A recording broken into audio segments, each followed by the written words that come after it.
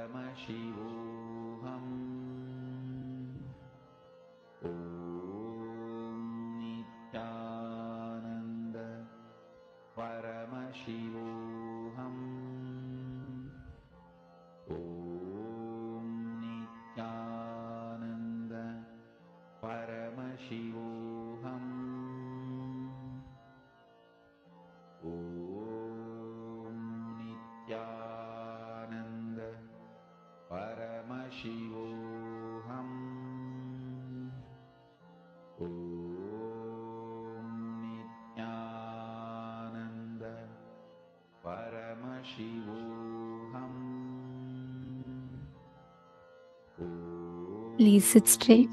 Have your eyes closed. When you're manifesting this power, the only key thing you need to do from your side is to consciously bring yourself to the space of oneness. And what does that mean? See, please understand, when all of you are having your hands, right? You're having your hands clasped completely. And also make sure you're not touching anything else. Your focus here is not, I have to get some powder in my hand, or I have to get some gold powder in my hand, I have to get some bhasma in my hand. Don't focus on that. Focus on the experience of oneness. See, materialization is a science, right? It is like when you raise yourself to a certain frequency, you manifest that. So now, every one of you that are sitting here, make sure you're focusing on the experience of oneness in your inner space. Means your inner space should experience how you are settled in that space of oneness, completion. We all learned about Nirvikalpa Samadhi right now, right? Just now. So sit in that space of Nirvikalpa Samadhi, where don't engage with any thought. If your mind is saying, oh, look, you're sitting for more than 5 minutes, nothing came in your hands, just witness it. It is okay. But you focus only on perpetual completion. Nirvikalpa Samadhi, meaning focus only on again and again coming to the space of completion. Ma Yanan Wong, you should not move your hands, okay? Keep them clasped together. You're not going to be moving your hands. Don't touch anything else with your hands. Ma Joyce Leong. And yes, do not touch anything else with your hand till you manifest. Just keep it in one place so that you will actually feel the vibration. You will actually experience your hand is literally vibrating. You will manifest that whole experience. Ma Yushen, Ma Hui. Come on, every one of you sit straight. Continuously chant the Mahavakya that will automatically put you in Nirvikalpa Samadhi. Nityananda Paramashivam. Om Nityananda Paramashivam. Om Nityananda Paramashivam. Om Nityananda Paramashivam. Om Nityananda Paramashivam. Om Nityananda Paramashivam. Om Nityananda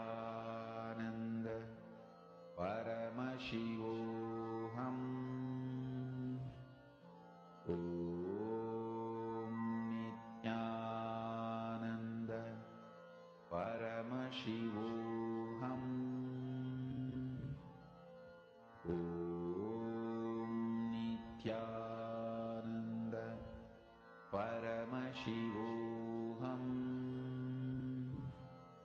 Om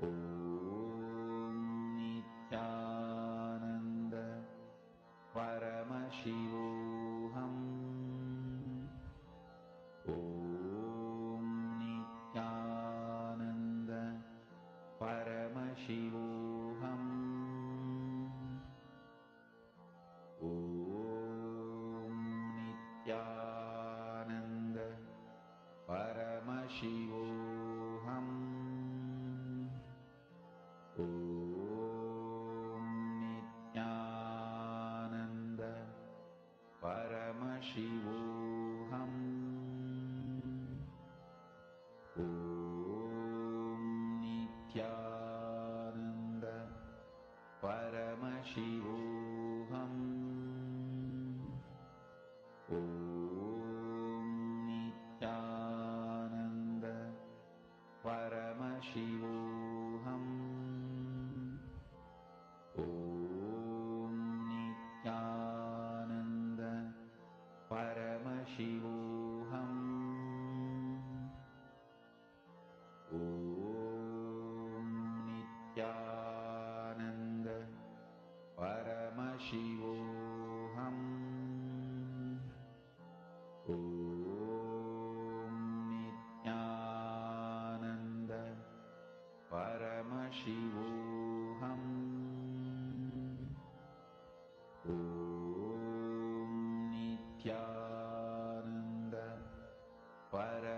Paramashivoham. Om Nithyananda Paramashivoham. Om Nithyananda Paramashivoham. Om Nithyananda Paramashivoham. Om Nithyananda Paramashivoham. Om Nithyananda Paramashivoham. Om Nithyananda Paramashivoham. Om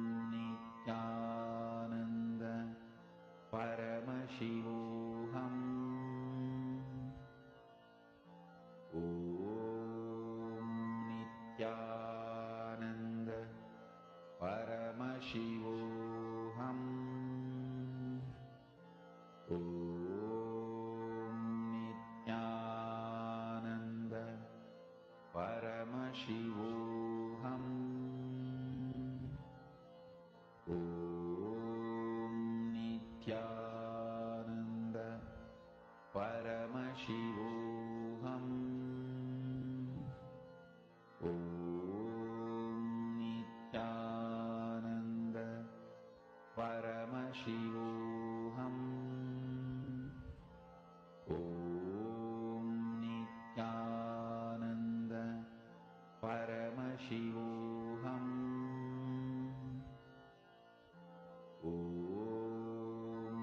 Nithyananda Paramashivoham. Om Nithyananda Paramashivoham. Om Nithyananda Paramashivoham. Om Nithyananda Paramashivoham. Om Nithyananda. Now,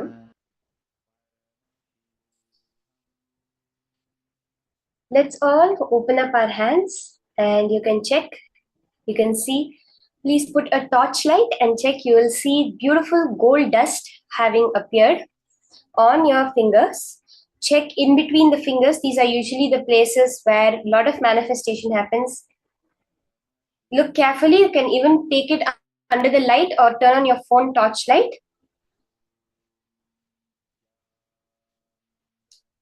You'll see golden sparks, bhasma, kumkum, jnananjana, various things manifesting.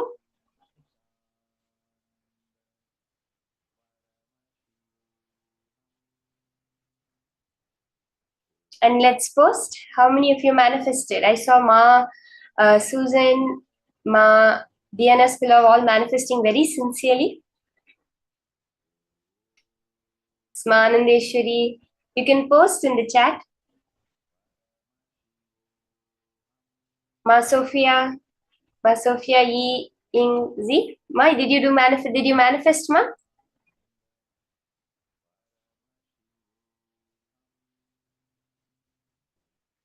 Now I have a question for all of you before we enter into the next session.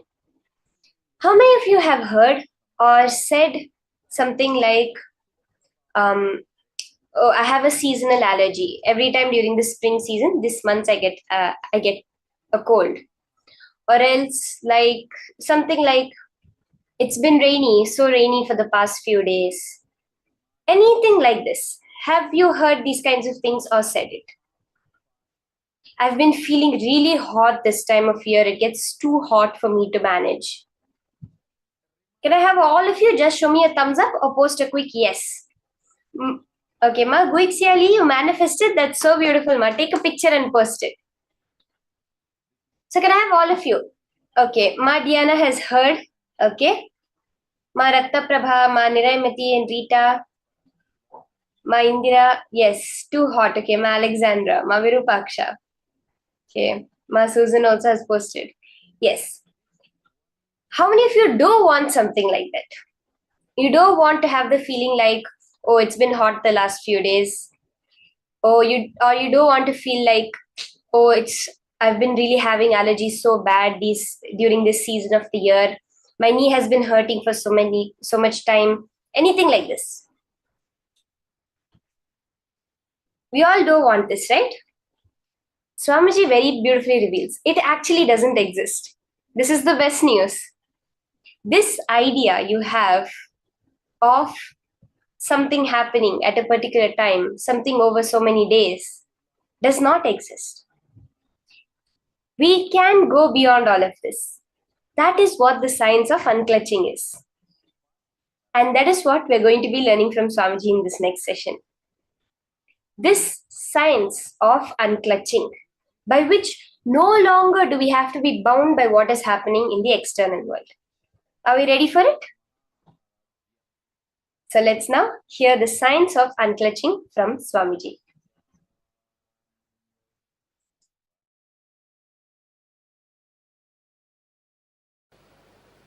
Understand this word unclutching. This word does not exist in Oxford Dictionary. Please understand, this word is my contribution to the English language itself. For the English language itself, this word is my contribution, because this word does not exist in Oxford Dictionary. It does not exist.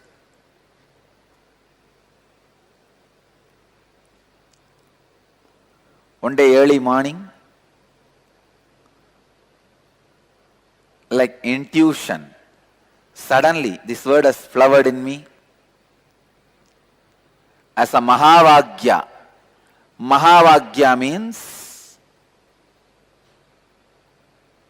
the ultimate truth, the ultimate statement. Each Mahavagya is the punch dialogue from one Upanishad. It is a punch from one Upanishad. Each tradition have their own Mahavagya. There are so many Mahavagyas. Aham Brahmasmi, Tattvamasi, Prajnanam Brahma,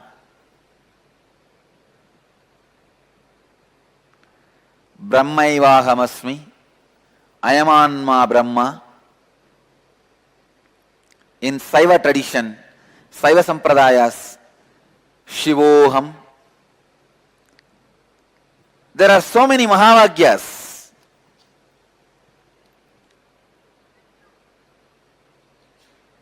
Please understand, this word, unclutching, is the ultimate spiritual truth. This process, unclutching, can directly upgrade your very consciousness. Today, through this webinar, I'll present unclutching as a technique, method to upgrade your consciousness, raising your inner space. When you upgrade your consciousness, raise your inner space, become more authentic, hundreds of good side effects happen, like you become healthy, you become wealthy, you become a leader, you become more intelligent, you become more balanced. Thousands of things happen in you as the side effect of upgrading your consciousness. I'll give you the 9 levels of unclutching. First, unclutching from your outer world means when you have problems related to name, fame, money, if you unclutch, please understand, I am not saying you need to lose that money, name and fame. No. You will lose the problems and suffocations and stress, sufferings created in you because of money, name and fame. When the problems, suffocations, stress is removed, suddenly you have a pure inner space where you can create whatever you want in the outer world. Understand? Biggest asset any human being can have is free inner space, extra inner space. Whenever I give energy darshan to people, I just give them few hundred more acres of inner space, that's all. Extra inner space, just like Google gives storage space. Extra inner space is the ultimate wealth. Wealth is not the billions of dollars you have, or the relationships you have, or the bungalows, properties you have. The real wealth is extra inner space you have. The space you have inside, free space, in which you can do your creativity, you can do your creation. That extra free inner space is the real wealth. When you unclutch from the difficulties, stress, sufferings, suffocation created by money, name and fame, you achieve that ultimate wealth, extra free inner space. Second, unclutch from the outer world identities. The identities you carry, social identity, professional identity, racial identity, national identity. Sometimes you think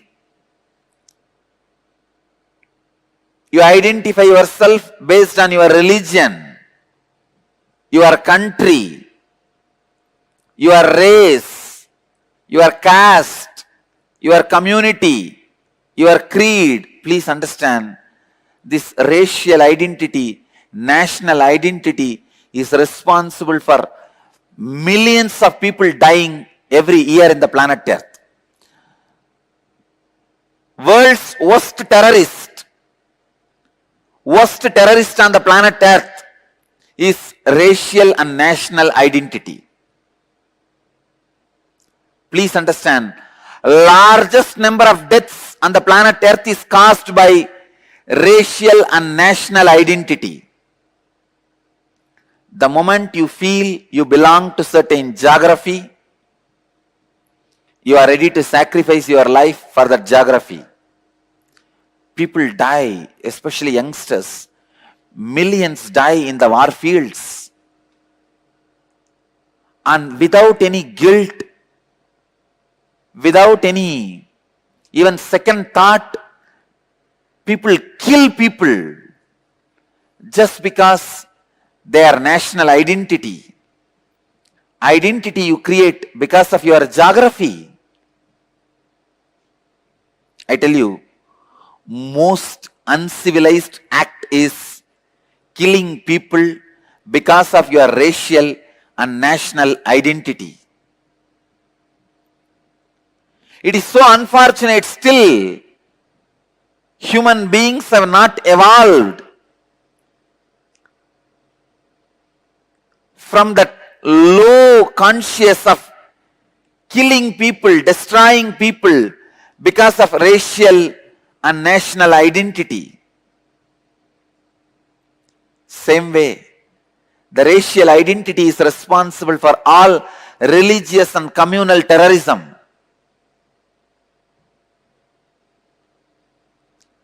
unclutch from social, professional, racial, national identities, you will see so much of peace, joy,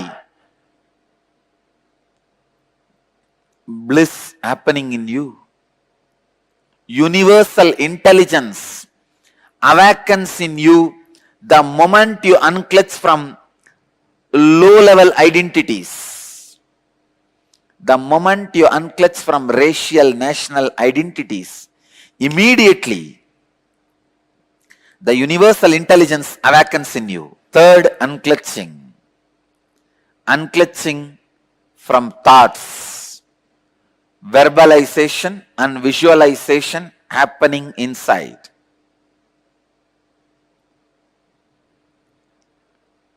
Please understand.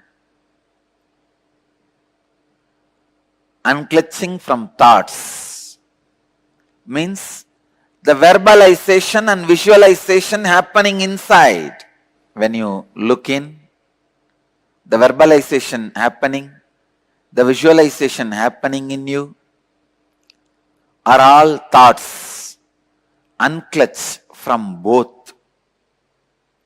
Continuously try to unclutch from both.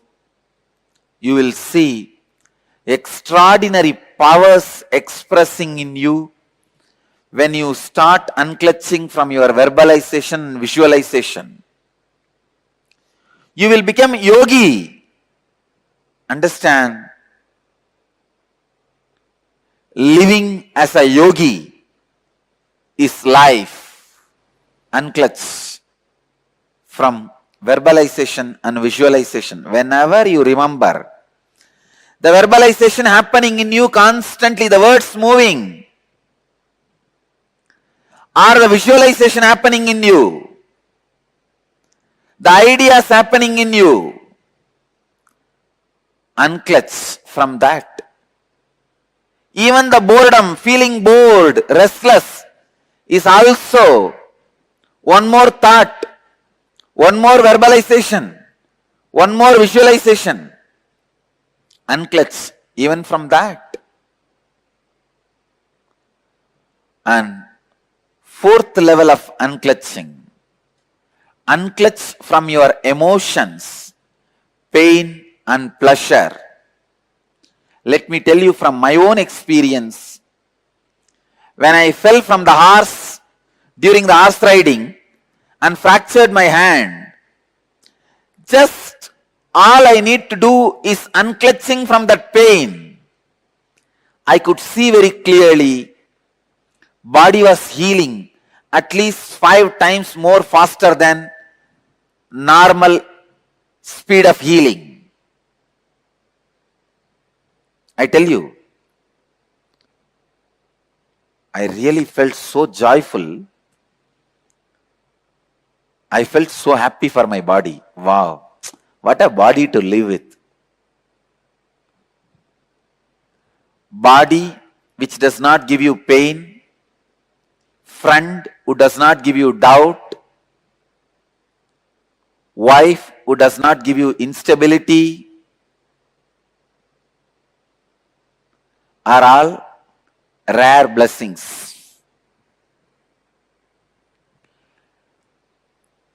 Body which does not give you pain is such a joy to live with that body.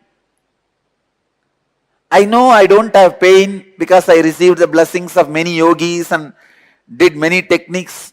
But when you see that literally in your life as experience, I felt, oh God, what an achievement. I felt such big relief. I tell you, when you unclutch from pain and pleasures, not only you are free from it, even your health improves drastically.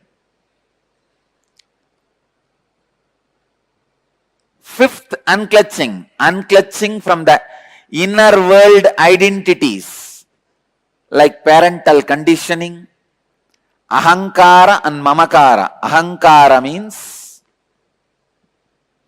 the idea you project about yourself to others. Mamakara means the idea you believe about you as you inside you. See, always the idea you project to others about you will be more than what you are.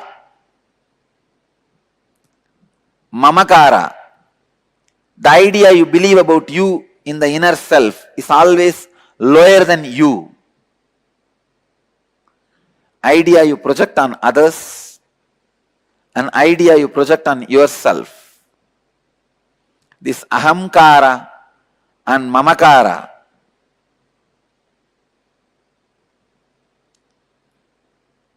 your whole life is nothing but the fight between the ahankara and mamakara. Means the identity you project in the outer world and the identity you believe as you in the inner world.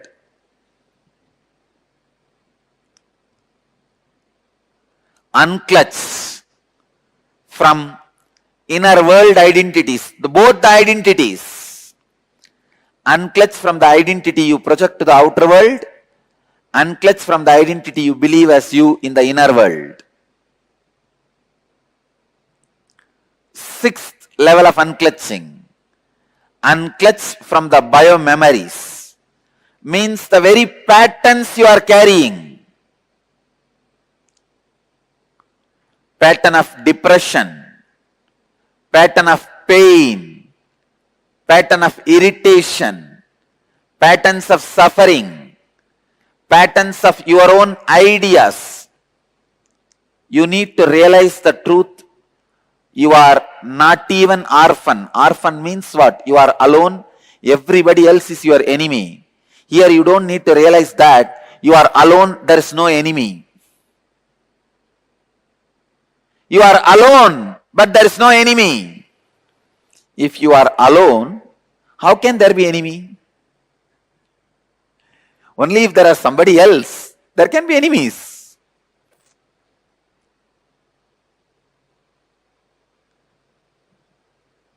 If you unclutch from the patterns to the extent till you realize there is no patterns in reality. In reality, you are alone. In reality, you are just existing. Kevala. Next, unclutch from body. Unclutch from body itself. Please understand. When you unclutch from your body, thousands of disorders you create by yourself, like arthritis, blood pressure, all this completely disappears. The seventh level of unclutching is unclutching from body. And eighth level of unclutching, unclutching from the idea of time. Unclutch day, night, morning, evening, midnight. Go on unclutching. Unclutch from the idea of boredom, feeling restless. Unclutch from the idea of time.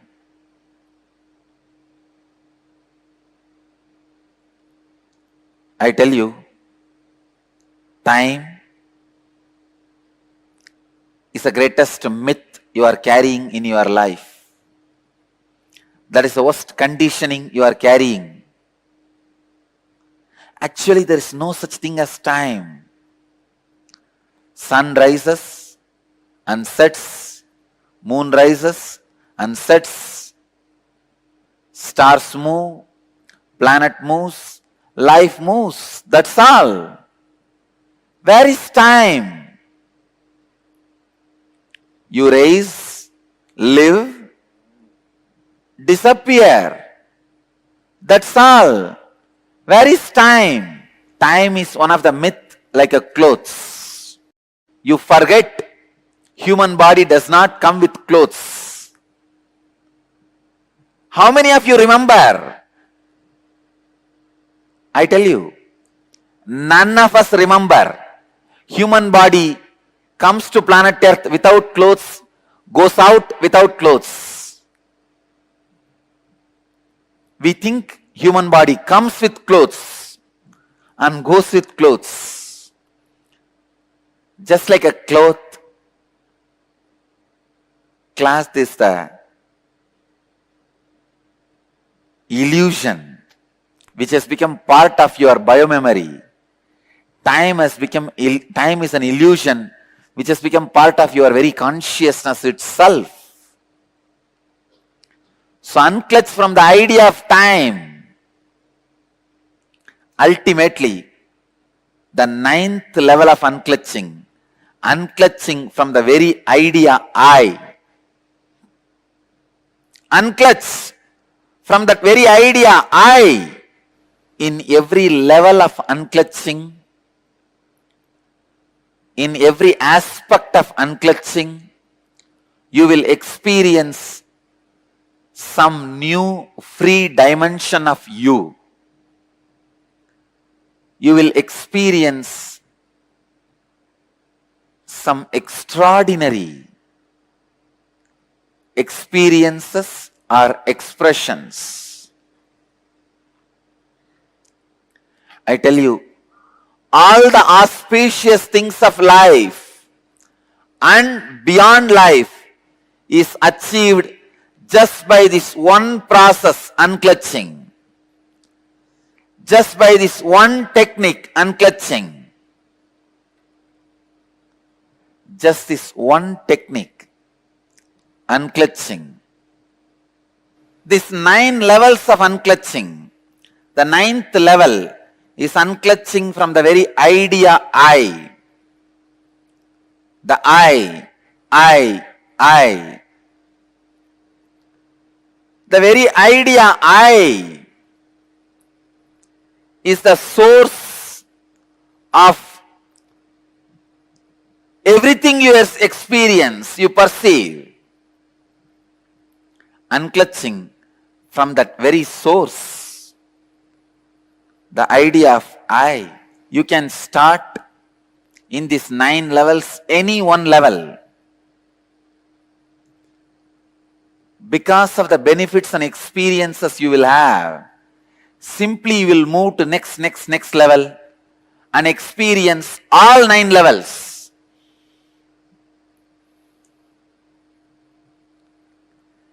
Just like 9 levels of unclutching, I wanted to introduce 3 kinds of unclutching. Unclutching from the luxury activities, like activities may not be required for your life, which you do as a luxury, playing video games, luxury activities. Second, unclutching from existential activities.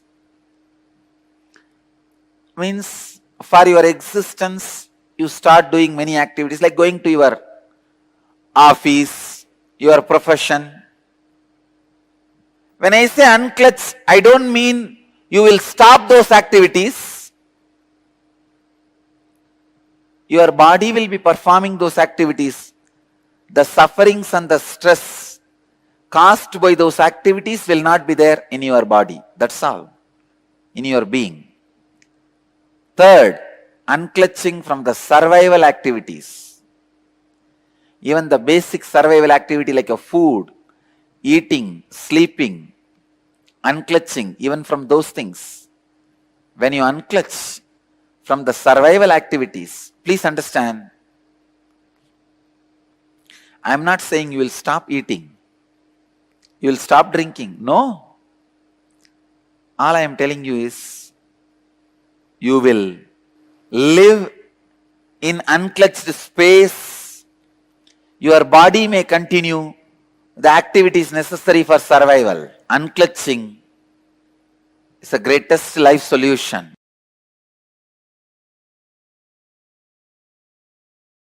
Is it important to know about our past lives? I tell you, unclutch deeply, you will know about your present life present life is nothing but the extension of the past life.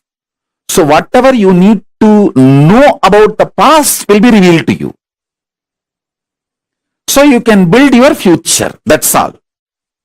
When you actually unclutch, not just your thought currents, your liver, your kidney, your intestine, the very elasticity and plasticity of your brain changes. Listen. Youth means whose brain still retains the elasticity and plasticity for the new, exciting, enlightening life, intense life. Youth has nothing to do with based on your date of birth, year of birth. Youth means whose brain is plastic enough, elastic enough to manifest the grooves, to radiate enlightenment, excitement, intensity, joy, life positivity is youth. So when you unclutch, sit in unclutching, your liver changes, your intestine balances, the elasticity and plasticity of the brain, the ability of your brain to develop the new grooves changes. It's no more a dead, frozen stone. It's a living clay in which the new grooves can be formed.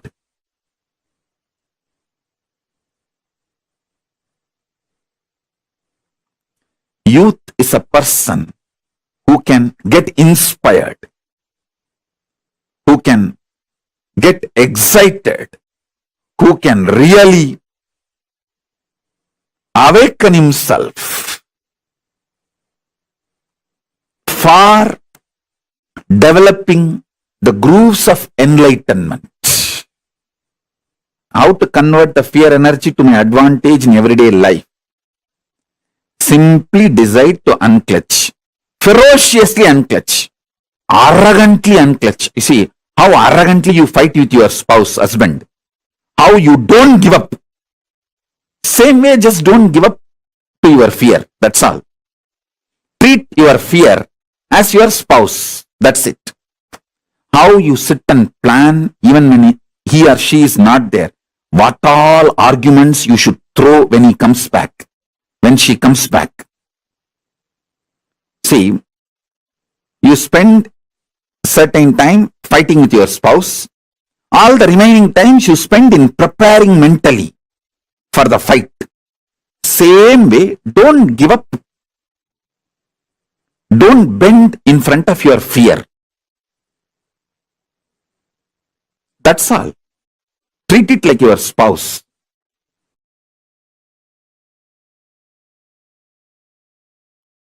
For Paramashiva to manifest in you, you don't need to do anything. Just unclutch, he will manifest.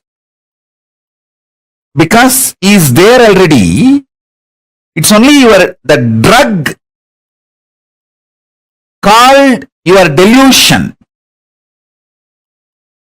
Drunk by your mind, only that stops his manifestation. So when you unclutch, you relax from the manifest. He gives you the powerful clicks and cognitions. Powerful cognitions. He gives his state, his space, his powers, his being, and conscious sovereignty. Everything. So just cognize. He is there. He is here now. All you need is just unclutch.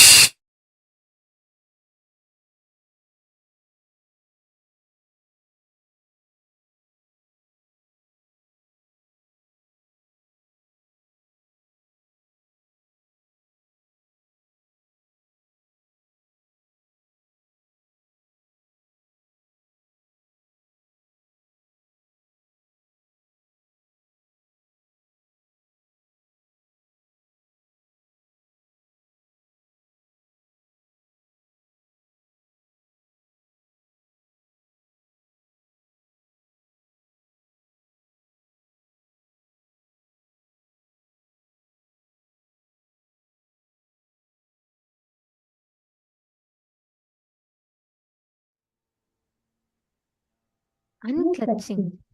This is one of the, Swamiji says this is one of the greatest gifts that Swamiji has given to humanity, much more than building any temple, anything. Swamiji said this one contribution, this one thing, this one gift, unclutching is enough to change the humanity completely, much more powerfully than anything else.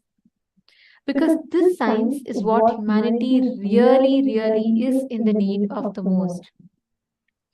Okay, so every one of you that are sitting here, Ma Parandamini is asking the screen is blurred. For all of you, is the screen blurred? Is it better? Are you all able to see us clearly?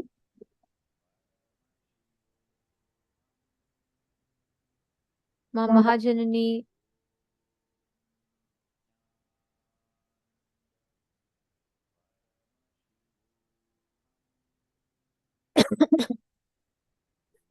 Okay.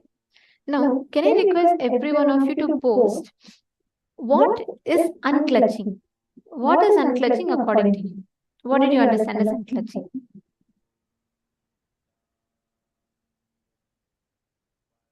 Come on, can I request everyone to post? What is unclutching? Let's see. Ma Penution, Ma Angel Lee, Ma Candace, Ma Sherry Eugene Kin. Come on, all the participants. What is unclutching? Ma Anita Malhotra. Let it all go is unclutching. Okay, Madhyana. Right? What do you understand as? Is it just like let it all go, meaning like let's just let things happen as it is? Or what exactly is unclutching? Swamiji tells a very important thing. Swamiji explains how unclutching, intense unclutching will actually lead you to intense activism. We usually think, oh, let it all go means it's more like, chill, nothing much to do, peace, where we think it's more of you not having to do things.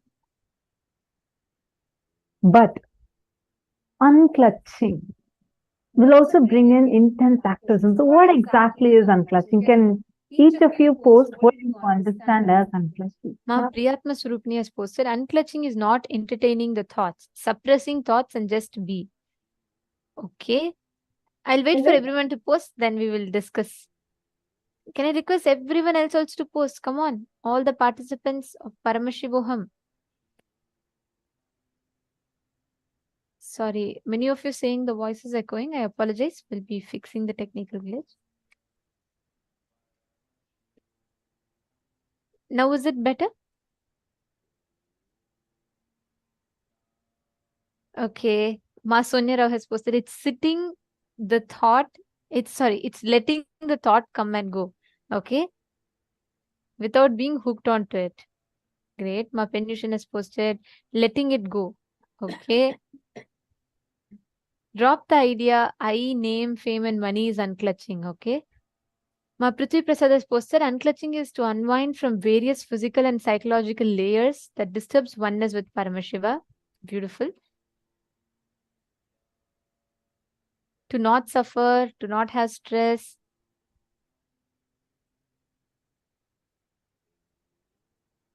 Agoexili has posted, when any thought comes, don't follow, just let it come and go and let it be. Just observe. Okay. See, there's a very beautiful way Swamiji explains this. Okay. In a theater, in a movie theater, any type of movie that you play in the screen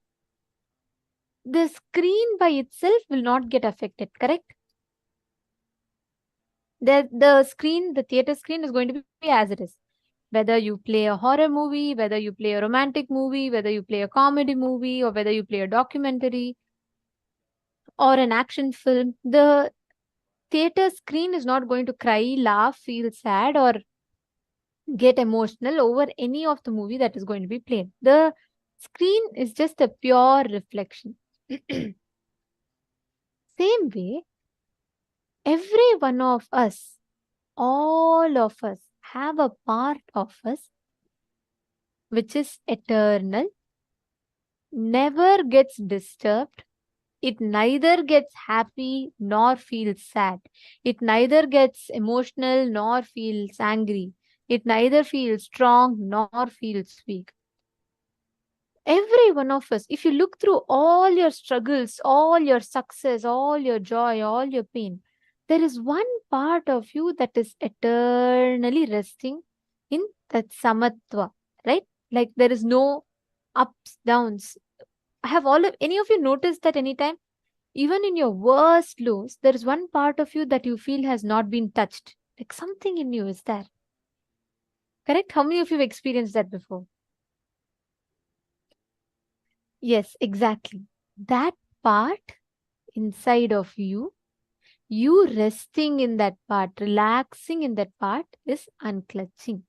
Means any thought that comes or goes, not being a participating component, you just being a witness to everything is unclutching.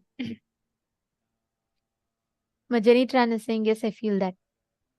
Now, you resting in that part of yourself as consciousness, not getting affected by any ups, downs, anything that happens. Just being relaxed in that space is unclutching. Now, that part of you, you discover only when you're unclutched. There's continuously something or the other that keeps going on and on and on and on. But there's one part of you which is completely as it is, can be relaxed, resting, undisturbed. Empowering that part of you is what is unclutching. Swamiji gives a very beautiful example. Let's say there is a seller and he's like, there's an artist who wants to sell his painting. There's a buyer.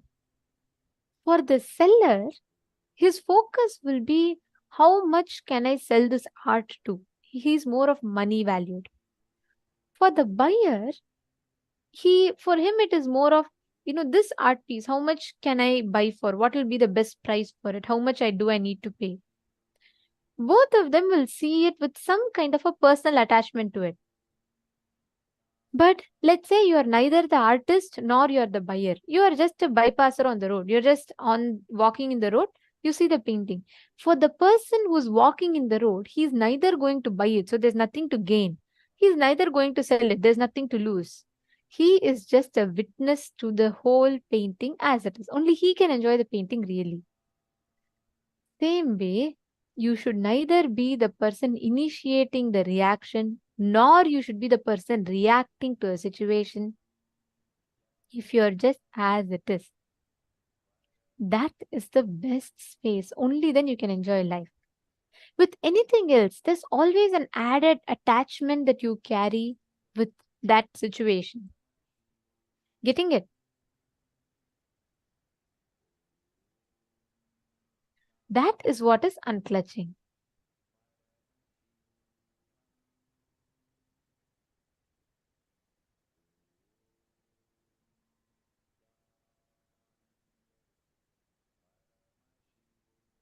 Now, can all of you see? We have understood, right, what unclutching is? See, it's actually one of the most powerful ways, simple technique. You just need to sit, witness your thoughts, and you're going to unclutch. It's so powerful, no matter what situation you're in.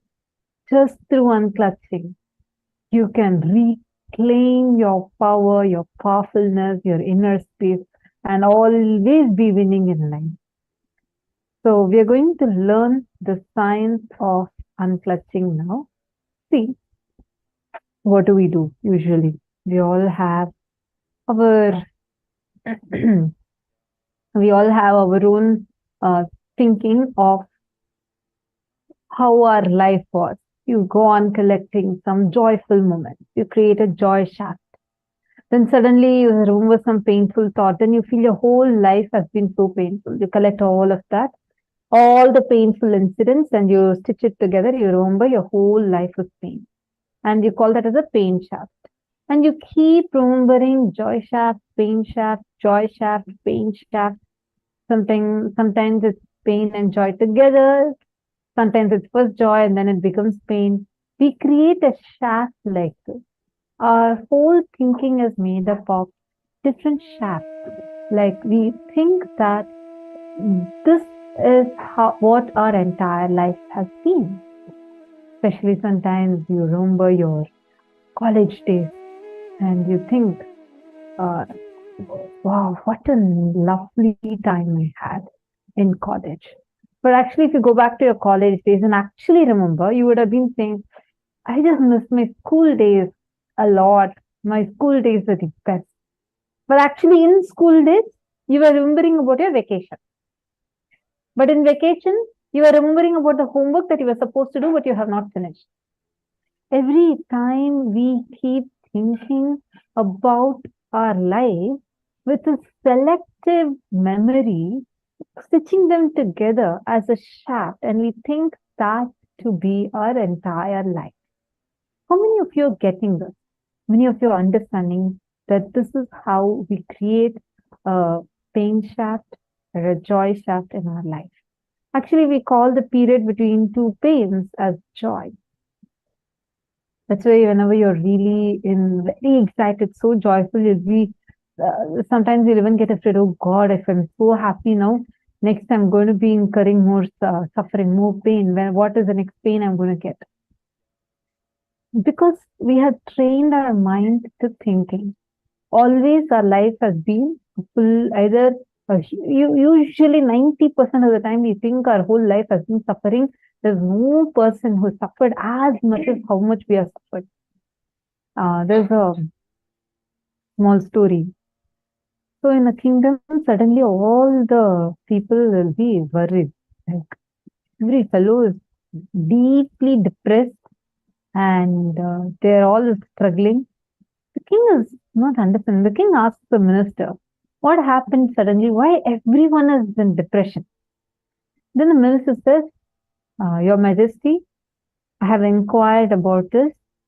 Looks like everyone feels they are having the worst suffering ever. They have gone through the worst suffering and they have been enduring a lot. Then the king says, all right, announce to everyone that tomorrow we are going to have a big festival. Everyone from the kingdom has to gather. The announcement goes, everybody comes and gathers. And the king says, we are going to have a worry exchange mela. Meaning, each one of you can write all your worries, put it in a bag, and you can exchange your worries to someone else's worries.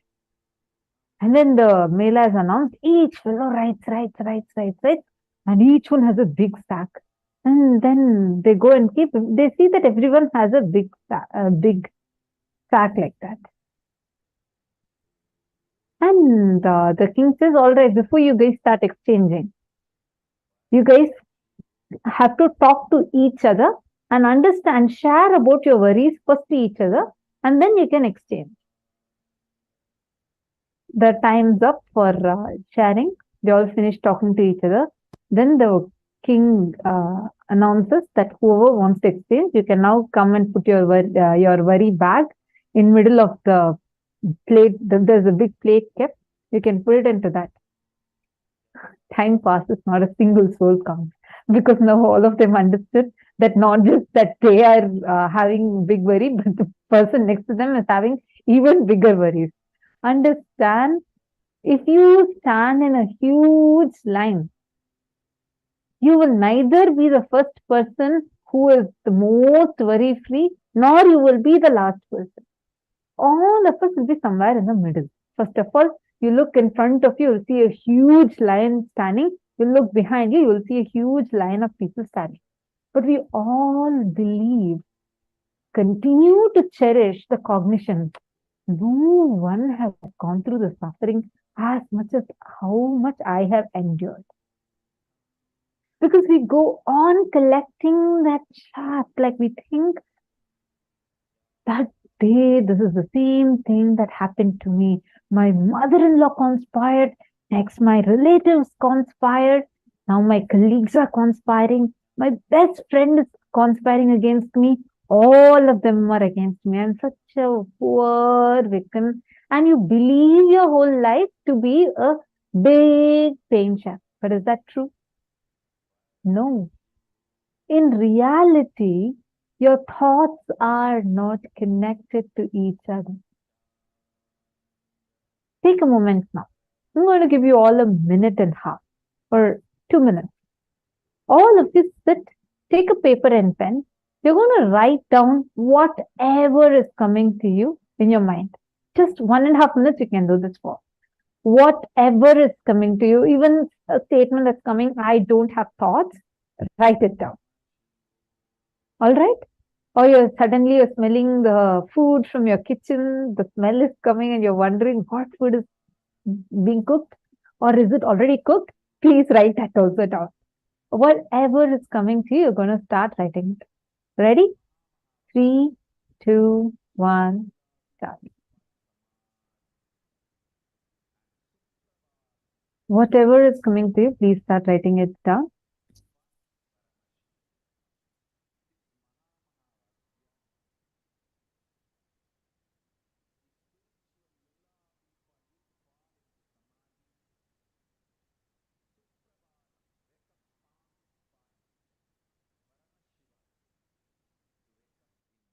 It is coming. Write down everything.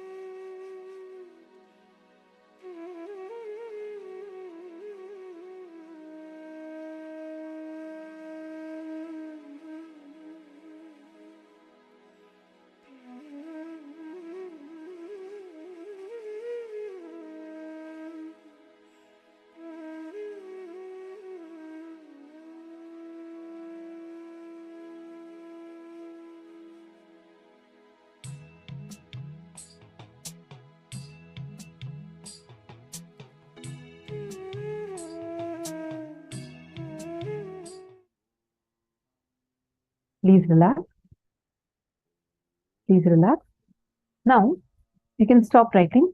Just read whatever you have written. And see, are your thoughts connected? Don't try to give it a logic. Just read and see. Suddenly you'll be remembering, you'll hear the dog barking in your street. And then suddenly you'll remember the dog that chased you when you were 3 years old. Then you will remember the math teacher who had asked you about your homework. And then suddenly you'll remember the job interview. It's so disconnected. How many of you are seeing that? Your thoughts are random. It's like bubbles in a fish tank. How many of you are seeing that? How many of you are getting that? If you're understanding, I request you all to put it in the chat that yes, you're able to see your thoughts connected.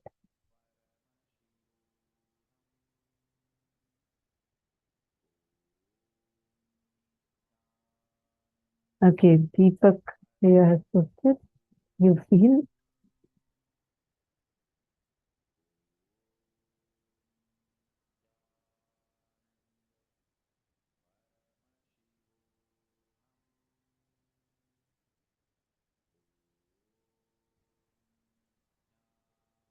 Wonderful.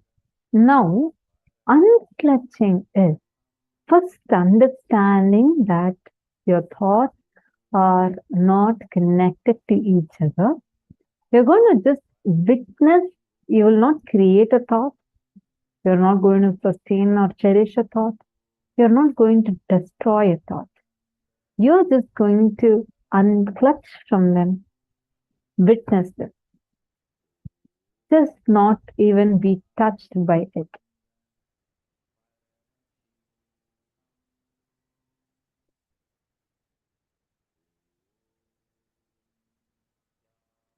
Sorry. Remember this example of the theater screen. You are neither the creator, nor the sustainer, nor the rejuvenator. You're only a witness. You're just a stage. Your thoughts are like the different films that's projected on the theater screen. The theater screen is not going to feel emotional about an emotional scene. It's not going to feel afraid of a horror scene. Because it is just a screen in which all these come and go. All these experience create, sustain, and leave. So your only key here is to just unclutch. Now, just for the next few minutes, try this simple experiment. Any thought that comes to you, do not clutch it. Actually, all of you can do this as power manifestation. Just sit now. This is the exact key to manifest materialization. Actually, when you are unclutched, Swamiji says, when you're unclutched, if you measure your frequency, right, you will measure, you will see your frequency will raise up, shoot up like anything. I have done this test. All we needed to do was just close our eyes and we just sat. The frequency meter, there's a certain machine that measures it. I forget its name. That literally shot up 10 times more. Like the frequency was so high when you just sit and unclutch. So just close your eyes. Don't expect you to materialize. Just keep your hands clasped together. But here what you're going to do is not focus on power manifestation. You're going to focus on unclutching. Now, sit for a few minutes. Please sit straight. Close your eyes. Any thought comes inside you right now, do not clutch it with your past experience. Do not clutch it with your past suffering, past joy. When words come out of the being, instead of giving meaning to it, just see the source of the sound. You're only going to observe. You're only going to be an observer now. You're not going to give meaning to your thoughts. You're not going to give emotions to the visuals. You're not going to give music to the sounds. You're not going to do anything. You're just going to sit, close your eyes, witness. Every thought that comes inside you, just go to the root of that thought, witness. That's all you need to do, and you will see how slowly, automatically the unclutching will start happening inside of you. Please start. I request everyone to sit straight. Please sit straight. Close your eyes.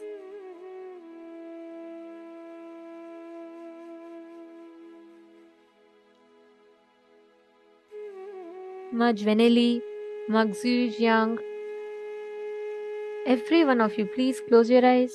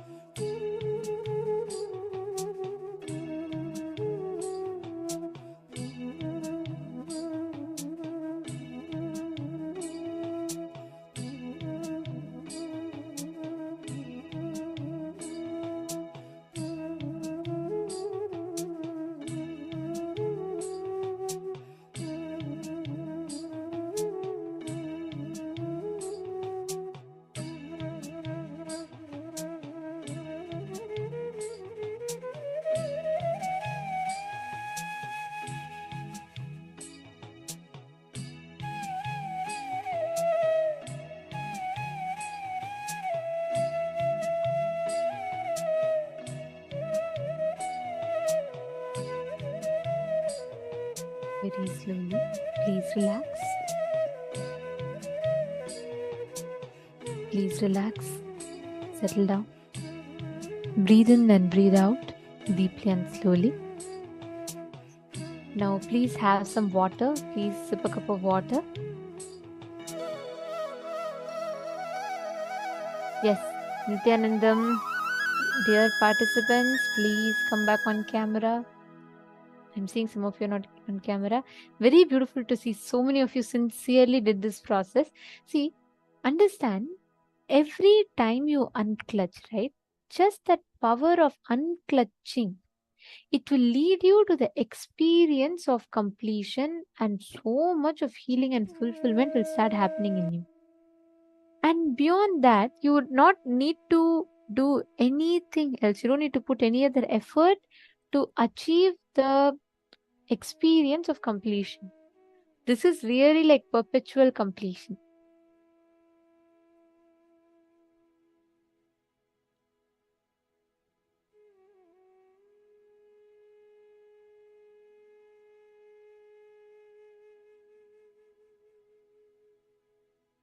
Yes, all of you settle down. Please sit down.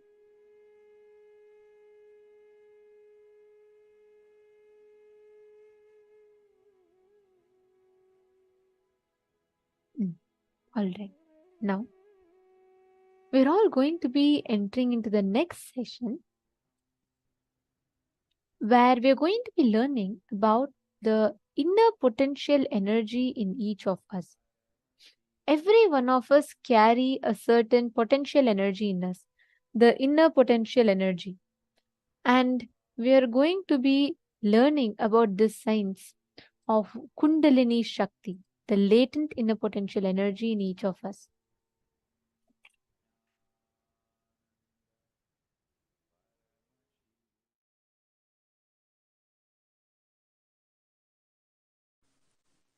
Paramashiva's message directly from Mahā KAILÄSA. The more you know about how different countries work, the social structure, political structure, legal structure of different countries, if you know more about it, you have the freedom to choose. You can make your life more luxurious, comfortable. That's the reason people migrate. Migration is one of the greatest freedom human beings have. When you have the knowledge, you are empowered to choose. Now listen, the greatest news is not only you are empowered to migrate to other countries, human beings, only human beings on this planet Earth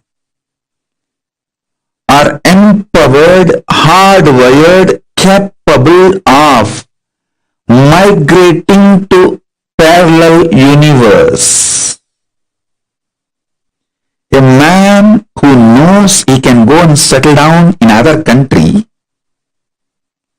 will not go through suffering, torture, abuse, slavery in his homeland.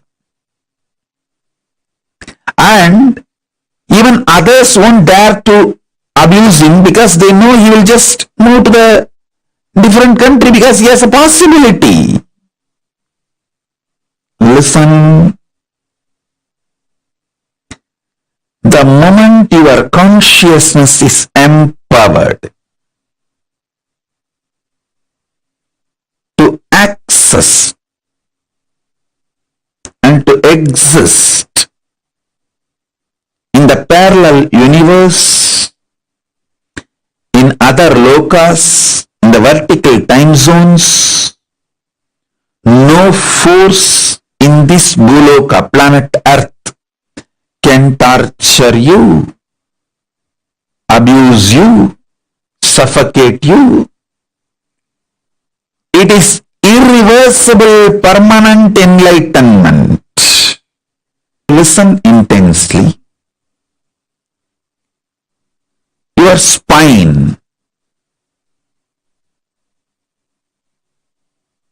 Your spine is not only hardwired, capable of fuel, charged to lift you off to different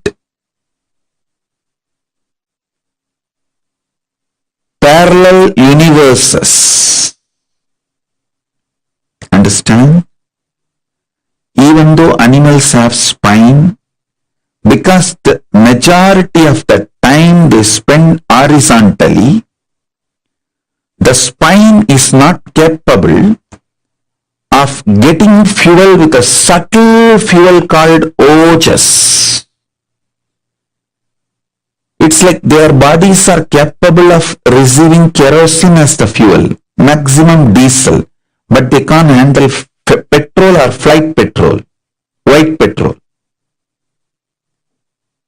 Understand this example. Same way,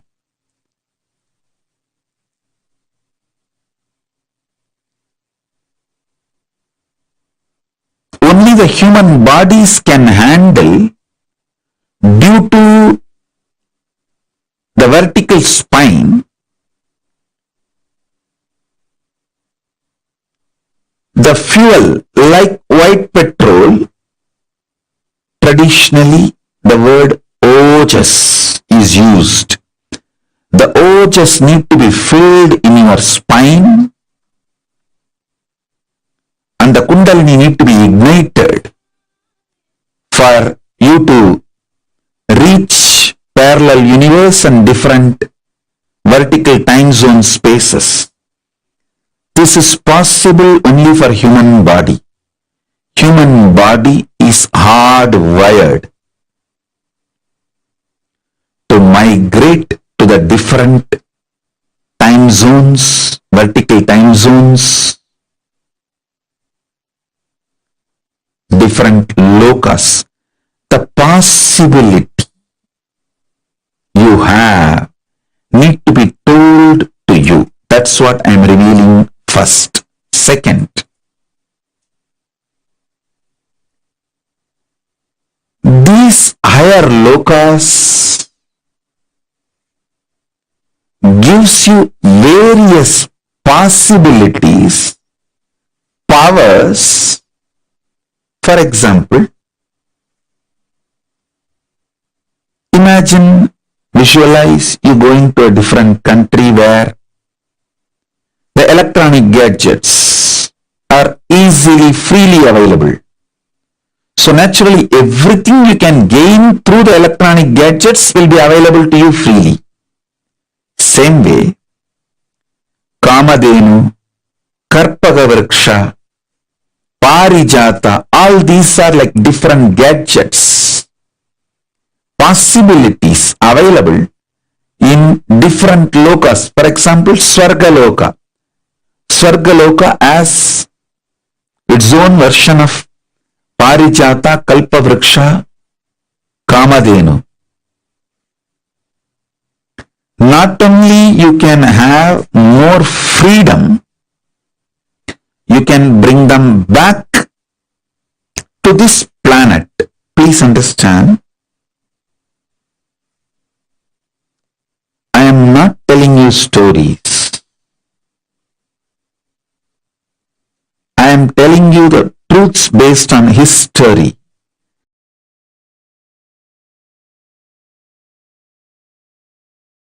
Paramashiva's message directly from Kailasa. Listen.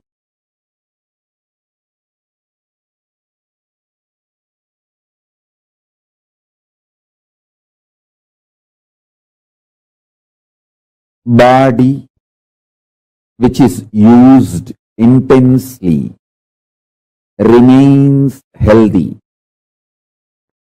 Internal organs which is active intensely remains healthy and continues to function long. Mind, which remains sincere, continues to be focused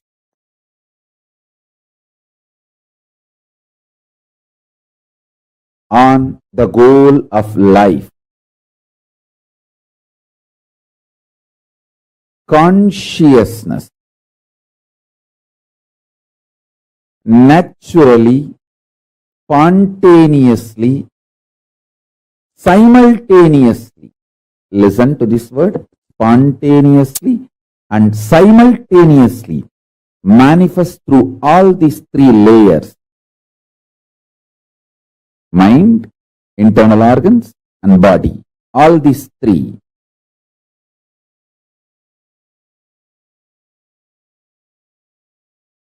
When they remain sincere. Raghupati Yogi said, I'll prove it to you, come. He asked me to get rice cooked without adding any sugar or sweetener, and brought that pot and kept near that same elephant tree and just kept his hand on the tree. Inhaled, exhaled, did a pranayama.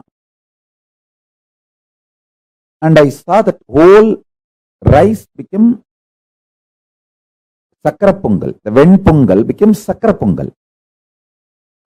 Means the rice became sugar rice.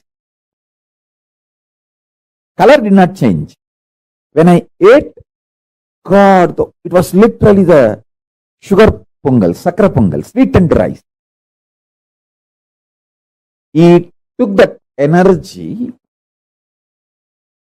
and filled his internal organs, converted the glucose, passed it through his nadi, his system, into the rice, and showed me, see, how the prana, the breathing space of this tree, can infuse glucose for your internal organs, and how that can be converted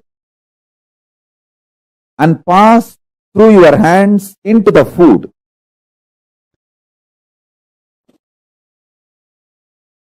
Understand?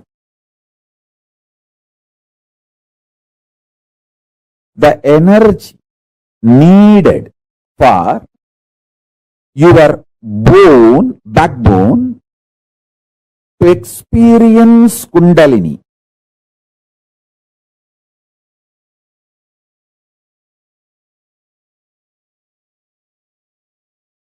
Your backbone needs to be very powerful for the Kundalini to raise. That pure energy, ojas, you can be charged with ojas if you sit under the banyan tree and do pranayama. Any pranayama, if you sit under the banyan tree or the breathing space of the banyan tree, you can be charged, just charged.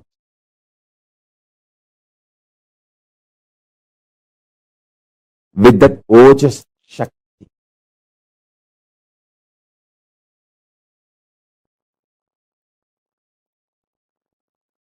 Our Bidadi Banyan tree Kalpavriksha has a unique power, even if you are not physically there in Bidadi Ashram, Mahā KAILÄSA. If you just see the live web camera relay and sit in front of it and do pranayama, you will experience same. You will experience same.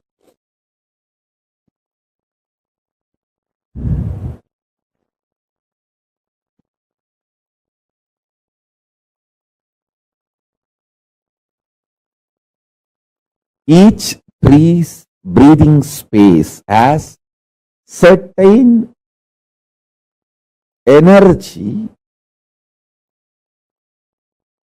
When you do pranayama under that tree, that energy gets filled inside your system. This is what I say.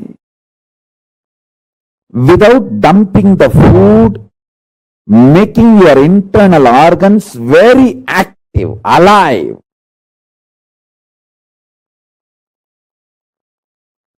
Yoga will make your physical body active, reducing the quantity of the food, increasing the quality. When I say increasing the quality, instead of solid food, moving to more liquid. From liquid, moving to more air, prana-based food. This Mauna Swami was taking the prana, air-based food. Same way, if you burn pure rice, pure cow ghee, with the proper mantras and do the Agnihotram with a pure cow dung cake, organic cow dung cake, desi cow dung cake. With that, if you do the Agnihotram, that smoke, that air can keep you hunger free, fully charged, all your internal organs active at least for 8 hours.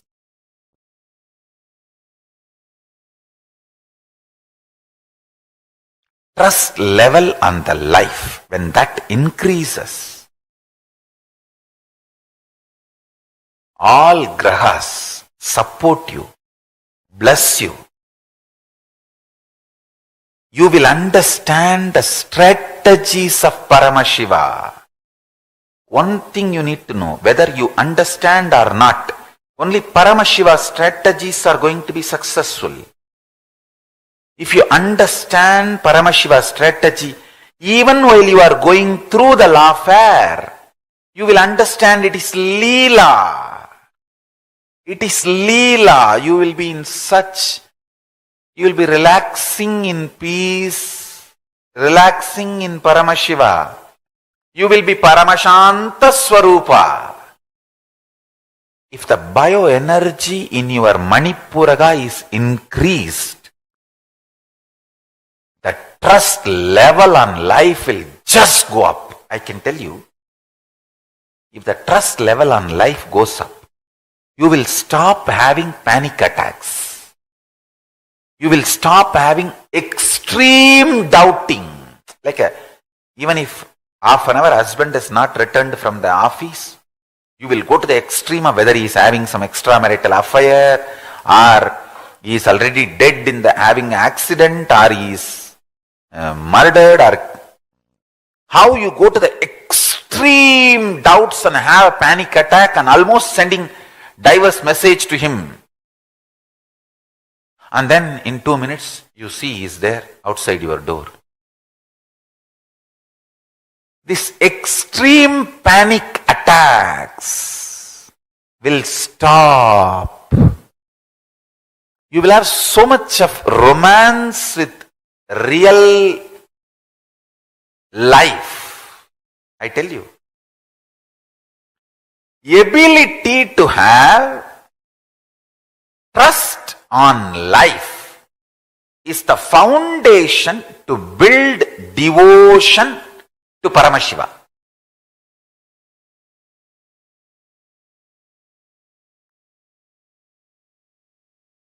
I sincerely recommend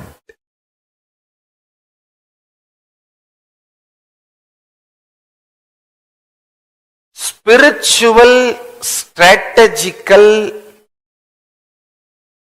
principled handling of your stomach to digest life, not just food, to digest life. Any incompletion can melt down if the fat and shit in your stomach is taken out.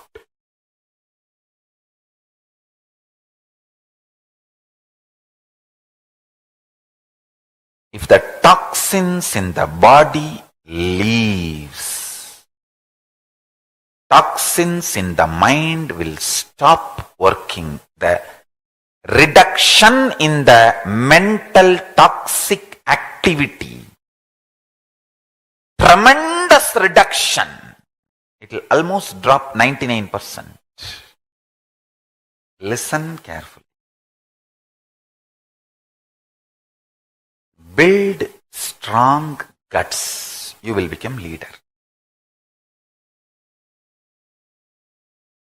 Your stomach, Manipuraga chakra, is made of multiple ideas, thought currents, words, verbalizations and visualizations. The logic you think, with which you function, your logical intuition, intuitive logic, and reality which is beyond both. All that totally put together is in Manipuraga.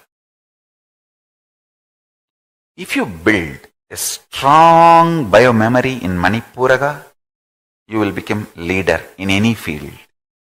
In any field you want. And you will also know very clearly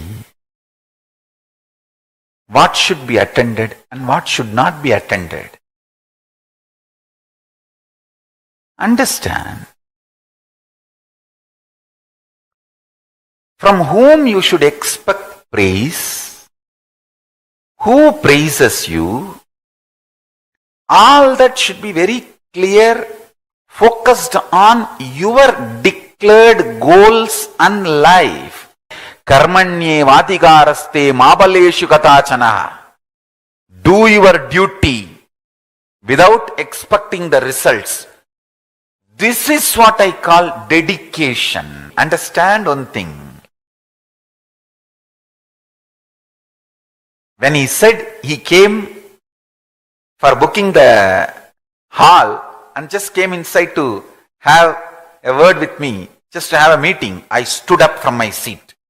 Because I did hard work like that from 2000. Understand?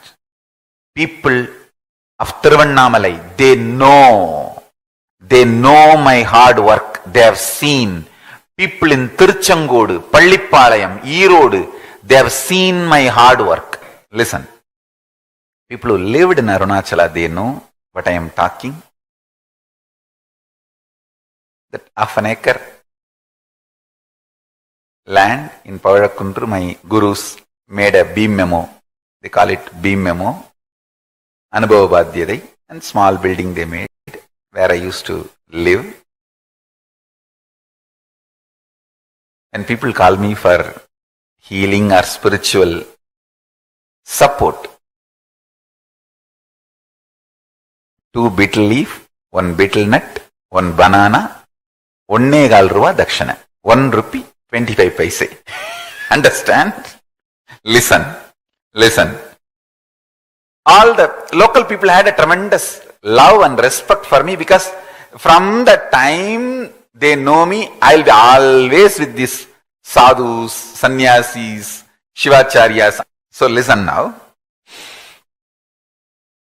The villagers have seen me. They have seen me learning mantra shastra from Narayana Swami. Because all these people they have lived a transparent, open life in public. Narayana Swami Tata never had his own ashram. He used to live in small Ganesha temple in Tiruvanjana Gopura street. And Mauna Swami, Narayana Swami lived in the Terku Katta Gopuram, means the tower which was in front of, inside the Tiruvanjana Gopuram. So, Raghupati Yogi lived in Kirtiga Mandapam. Kuppamma lived in near Pavadakundru, small house next to Isaki Swamigal's house. So they all know I was at the feet of Isaki Swami, Kuppamma, Raghupati Yogi, Narayana Swami Tata, all these great Siddhas, Rishis, Munis.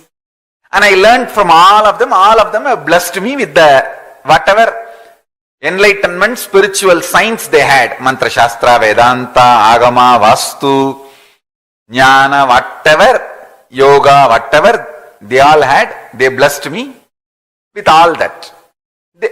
The local villages, they know. Local Tirunavali people, they know. So they feel that I know the science. Any spiritual science, any help they ask, this is what totally. 2 வெத்தலை, ஒரு பாக்கு, ஒரு வாழைப்பழம், 1.25 ரூபா தட்சணை. 2 betel leaf, 1 betel nut, 1 banana, and 1 rupee 25 paise dakshina. Whole day I'll spend and give them every possible spiritual solution and support. They can come in bicycle and pick me up. I'll sit in the backside carrier, go personally, attend, whether Vastu problems or any other mantra shastra or any other teaching yoga or giving initiation or teaching some Vedanta, anything. Understand, when Adi Kailash was supposed to be built, Bidadi, I personally sat and collected clay and made bricks with a wooden plank. 72 bricks I personally made and baked them, started the construction. That's the way it took 1 week to make 72 bricks. That's the way I started. And quite a long time, I'll go to this, any hall where we are supposed to conduct the program. 6 o'clock the program will start, morning 6 o'clock. 4 o'clock I'll go, clean, wash, wipe, put all the photographs of the gurus and gods and deities and keep everything ready. I myself will wipe and clean my simhas and everything. And by the time people come, I'll sit on that and start the class. Many people tell me, Swamiji, whatever you say looks, sounds good, okay, but in reality we are not able to have that strength. That is what I am telling. Build strong guts, you will have strength.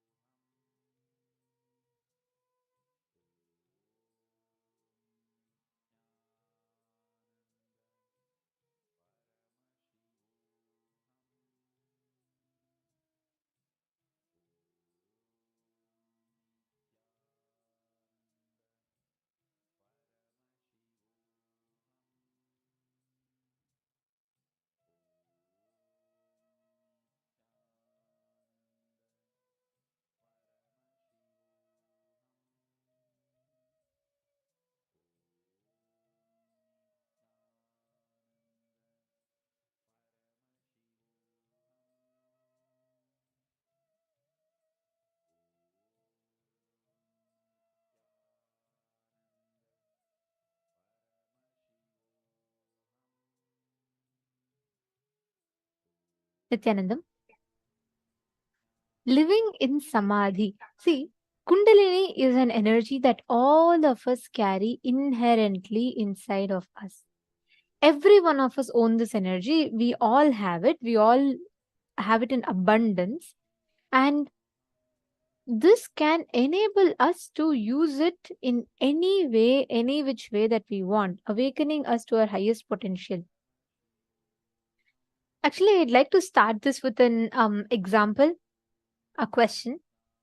How many of you heard these incidents where you will see that the mother will be able to protect the child from a bull or some cow that is attacking? There are so many stories that will come. Suddenly, many times, even for you in your own life, you will feel something is not at all possible. You're like completely done. It's not happening. But suddenly, when that survival need comes up, you will have like an extra abundance of energy and you will do it. And the whole thing will just take a different, suddenly you will just have that energy that comes up in you, correct? That energy, all of us have that stored in us, which is called the Kundalini energy, which our body releases exactly when we are in need of it. Whenever you are in Samadhi, Paramashivam manifests and Kalabhairava manifests. That intense bioenergy. Understand? Whenever you awaken your Kundalini Shakti in you, the Kundalini Shakti can only be awakened by an avatar. And the whole space that you are in, it's literally that whole energy gets awakened in you.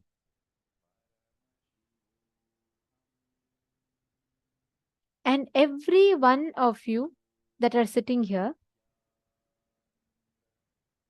the moment you cognize, the moment you experience that space, immediately it blossoms in you as that ultimate powerful experience which manifests as Samadhi. When Kundalini awakens in you, right, you are literally tuned into the space of Samadhi. What is Samadhi? Samadhi is oneness. When you are like literally charged with the space of Kundalini energy. And it is in abundance. And this is available in that ultimate energy when constantly the Kundalini energy is awakened in you. See, the constant flow of energy happens continuously in the body through 72,000 subtle energy channels called the nadis. So these nadis make up the Kundalini energy circuit. Listen, we all have like how, if you see, there's a water reservoir, and the water reservoir in every city, we have these tanks, right? The water reservoirs, which kind of splits into various different pipelines. Those pipelines splits into individual pipes, which comes up to your home and the water comes in your tap. Am I right? Same way, the Sahasrara, the ultimate enlightenment sitting on our Sahasrara, that is flowing to our whole body through 72,000 subtle energy channels. And these energy channels were joined into three main circuits called the Idakala, Pingala, and Sushumna Nadi. There are so many thousands, tens and thousands of nadis, but these three are main. Idakala is left, Pingala is right, and Sushumna Nadi is the center nadi. That is where literally it coils in the spine. And that Sushumna Nadi, that whole circuit is governed by the Kundalini energy. If there's a disturbance in the energy flow in some part of the body, there is impedance to the energy flow to the rest of the body, resulting in the onset of diseases, disorders, disturbances, and all sorts of things happening in your body. Now, these Nitya Kriyas, everyone that we are having, all these Kriyas, meditation is going to awaken you to enable you to awaken your Kundalini energy. So now we're all going to be doing a very powerful exercise for the Kundalini Shakti to be awakened in you, a Kriya. So please sit. We will be guiding you all step by step to the Kriya. We request everyone to please sit straight. So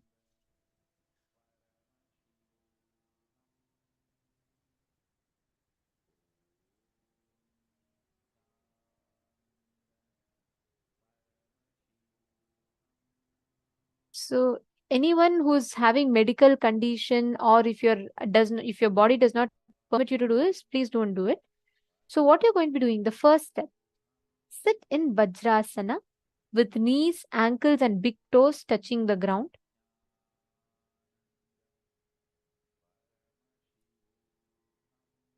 This is Vajrasana.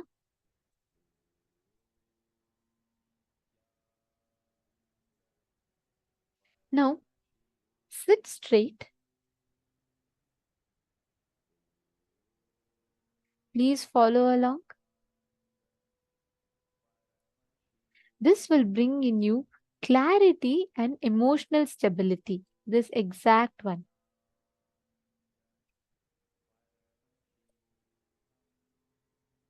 The first step we are going to be doing, listen very carefully, we are going to be doing the Anuloma Viloma Pranayama. So, first, inhale through your left nostril. Hold your breath. Exhale through your right nostril. And inhale through your right nostril. Hold your breath. Exhale through your left nostril. Very simple. Inhale slowly through the left nostril. Retain the breath. Exhale through the right nostril. Inhale through the right nostril. Retain the breath. Exhale through the left nostril. You're going to be doing this for 3 minutes. I request everyone to start.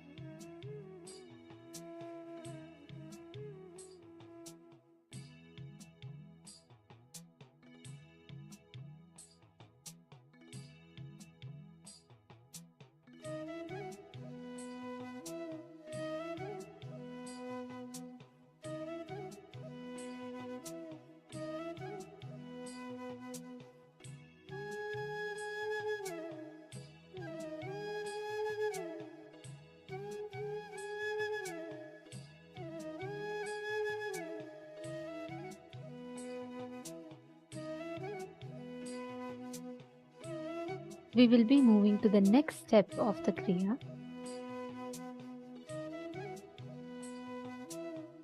Now, you're going to be doing the Trishula Kumbhaka. This is the next step. Inhale through the nostrils and also through the mouth simultaneously. Now, exhale through the nostrils slowly and relax. So, I'll now be explaining to you all how exactly you need to do this Trishula Kumbhaka. These are all very, very powerful. So, please remember to do this carefully and make sure you're covering all the steps. Okay. So, we will now be showing you all what exactly is the Trishula Kumbhaka. Actually, this is just the same. This is similar to the Trinetra Kumbhaka, and it is little different. So we'll be showing you all the exact step. Okay. So what you're going to be doing in this,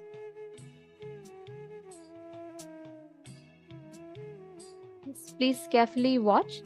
So you're going to be doing two steps here. First step, inhale through both the nostrils and also the mouth simultaneously. Hold it as long as you can. Then exhale through the nostrils slowly and relax. You're going to be doing this whole thing is one cycle. You're going to be doing this for 7 minutes. Okay. So it's going to be inhaling through nostrils and mouth simultaneously. Don't hold for too long. Just keep it, hold it just as long as you can, as long as you're comfortable. And then exhale through the nostrils. Clear? Are all of you clear with this step? Let's start. Please enter into this step. Do this for 7 minutes.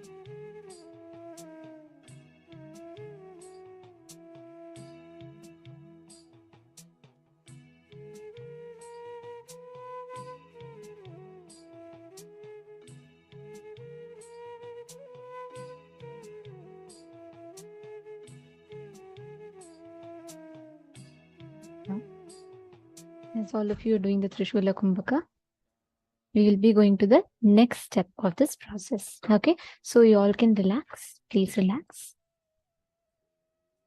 Now, after you do the Trishula Kumbhaka, you're going to be doing the Trinetra Kumbhaka. Listen very carefully. The Trinetra Kumbhaka is something very similar to what we did in the previous round, but it is a little different. It's not like the same one as you did. So it's going to be a little different. So I'm going to be showing you all how exactly to do. Can all of you place both your thumbs right next to the nostrils? Yes.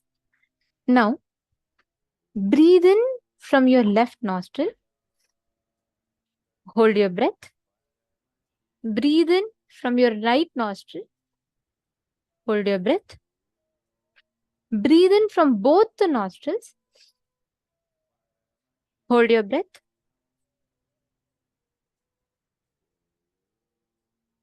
Now, the next step. Exhale through your left nostril. Clear? Again, inhale through your left nostril. Hold the breath as long as you can without exhaling. You're not going to exhale. Listen very carefully. Inhaling through the left nostril. Holding your breath. Don't exhale. Inhale through the right nostril. Hold the breath. Again, do not exhale. Inhale through both the nostrils. Hold the breath as long as you can.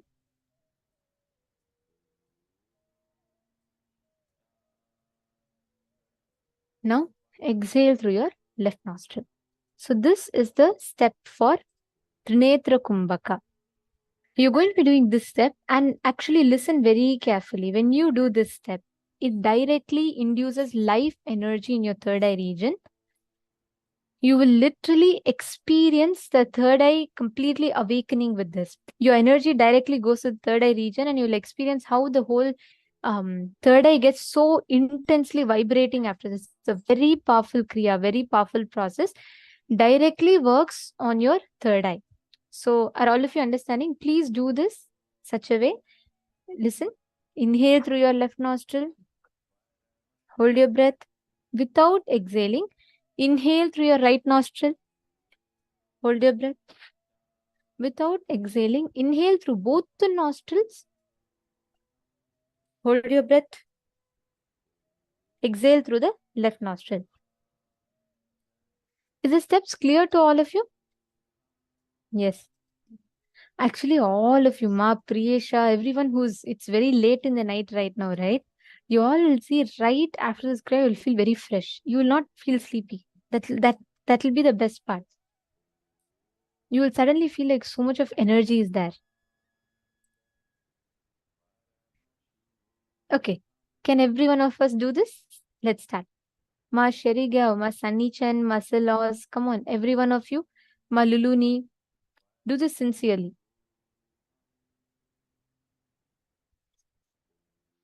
Let's start this Kriya. Please start.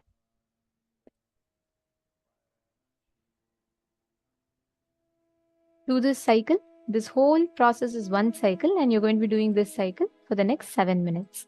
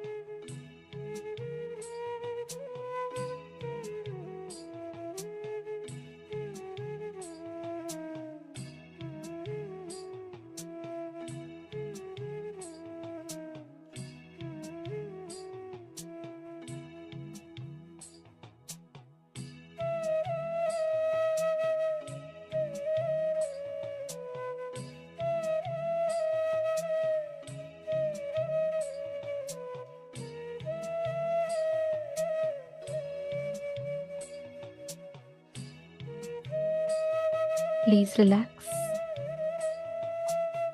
Please relax. Slowly, very slowly, please settle down. Now, take a few minutes. Breathe in and breathe out normally.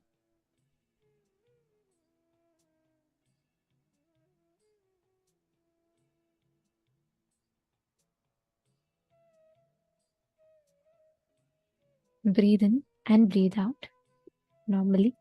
Take a few sips of water. Please take a few sips of water. Yes. So, how was it for you all? I saw Mahā KAILÄSA sincerely sitting and doing, and so many of you. Paramashivam. Sorry for that. I apologize for that inconvenience, Ma, and hope you're able to see the feed better now.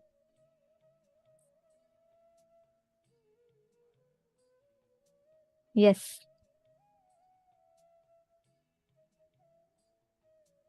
Okay. Now listen very carefully. This particular Kriya, actually Trinetra Kumbhaka, right?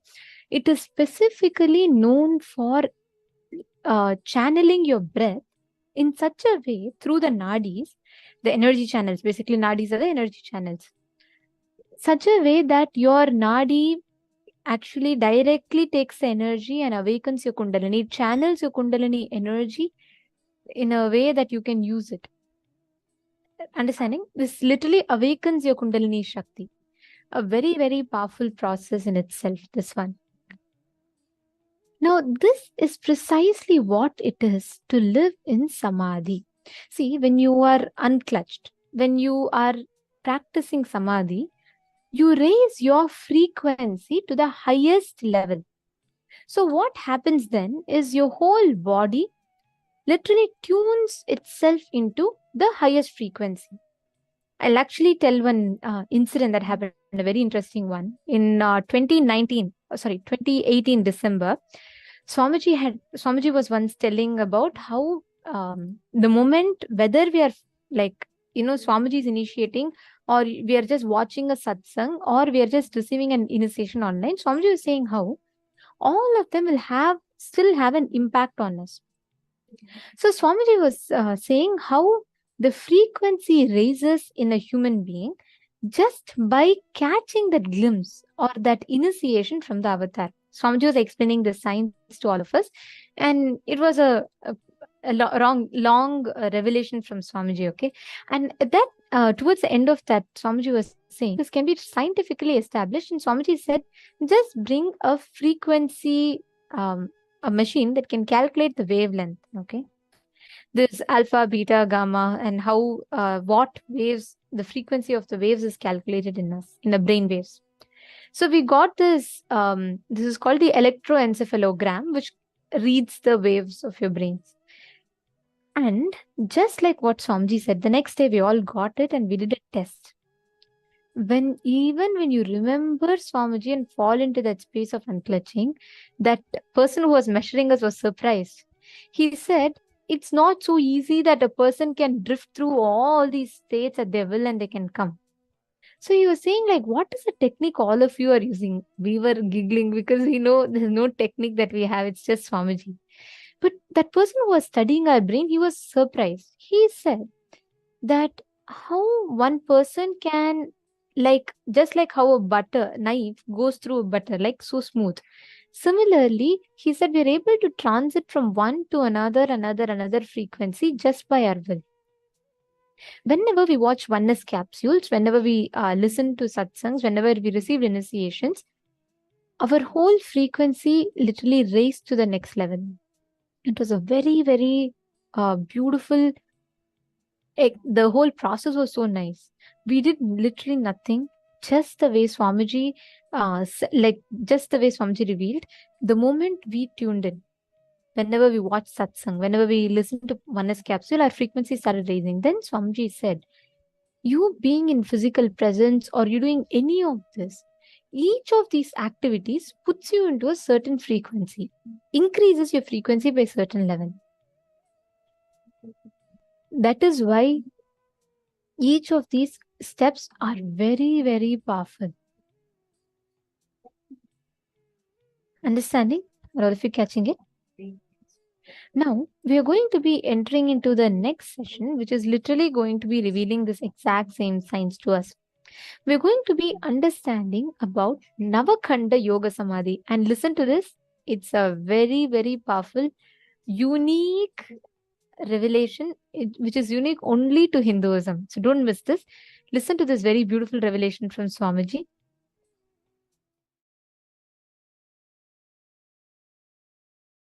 Today I'll explain something very important. Navakanda Yoga Samādhi. Listen.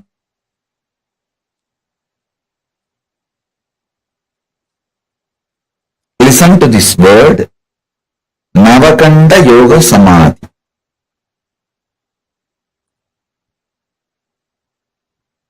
If you are familiar with Hinduism,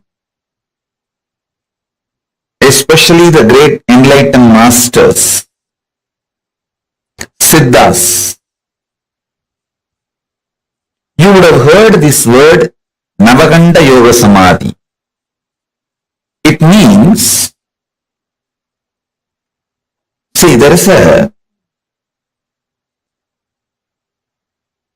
Siddha tradition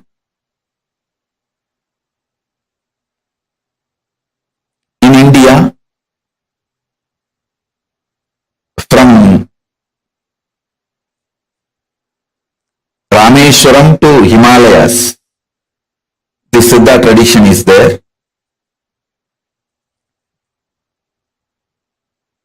If you read these stories, life story of these Siddhas, one thing you will find commonly in all their lives, people saw their body parts lying separated, like a hand separate, legs separate, head separate, in the night time, and got frightened. This incident you will see multiple times getting repeated in so many masters' lives. How many of you read any Siddha's life where you have heard this incident? Raise your hand. Navakanda Yoga Samādhi, it is called. The body may be in separate parts. Hands will be separate and legs will be separate. Head will be separate. Body will be separate. But morning it will all assemble, settle down, and they will come back. They will start doing all their activities. It is not just Shirdi Sai Baba. Thousands of Siddhas,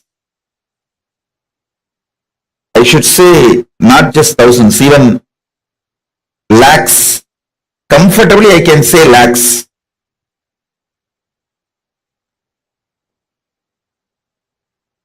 I will tell you the important secret of this Navakanda Yogam. See, Navakanda Yoga does not mean they cut their bodies. Listen carefully. Kanda means cut. Akanda means uncut. Navakanda means 9 cut. Nava means 9. Kanda means pieces, cut. If you actually make a 9 cut on the body, it will be 10 pieces. 9 cut, 10 piece. This is called Navakanda Yoga. Listen. Navakanda Yoga does not mean actually the body is cut. I'll tell you what happens. This you need to be very, very intense. Listen to this. All of you listen. I'll explain about this Navakanda Yoga. See, your ears can hear only certain frequency. What is the decibel? Below the decibel you can't hear, above the decibel also you can't hear.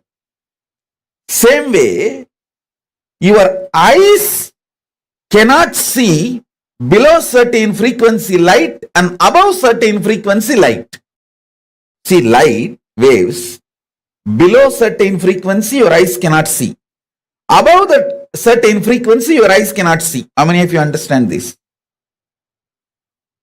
Human beings can detect the sounds only the frequency of 20 Hz to 20 kHz.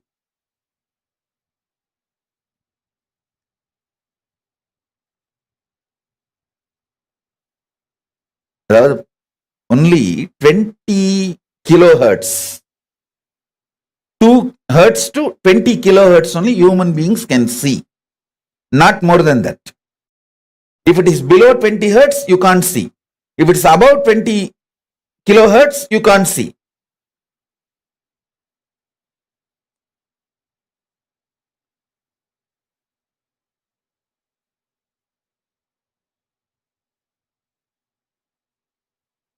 I want all of you to understand this. Same way, only 400 nm to 700 nm eyes can see. Below 400 nm eyes cannot see. Above 700 nm eyes cannot see. Now all of you should know, when you intensely unclutch, first thing will happen, your body will get detoxed. Next thing, the body's light frequency will start increasing. So, it will start going above 700 nm. See, when the body goes above the 700 nm frequency, your eyes will not be able to see it. Your body has major chakras in the throat. Your body cannot see something below 400 nanometer. Your eyes cannot see anything which is below 400 nanometer. Same way, above 700 nanometer, you can't see. When you go into the deep unclutching, your body goes above the 700 nanometer light frequency.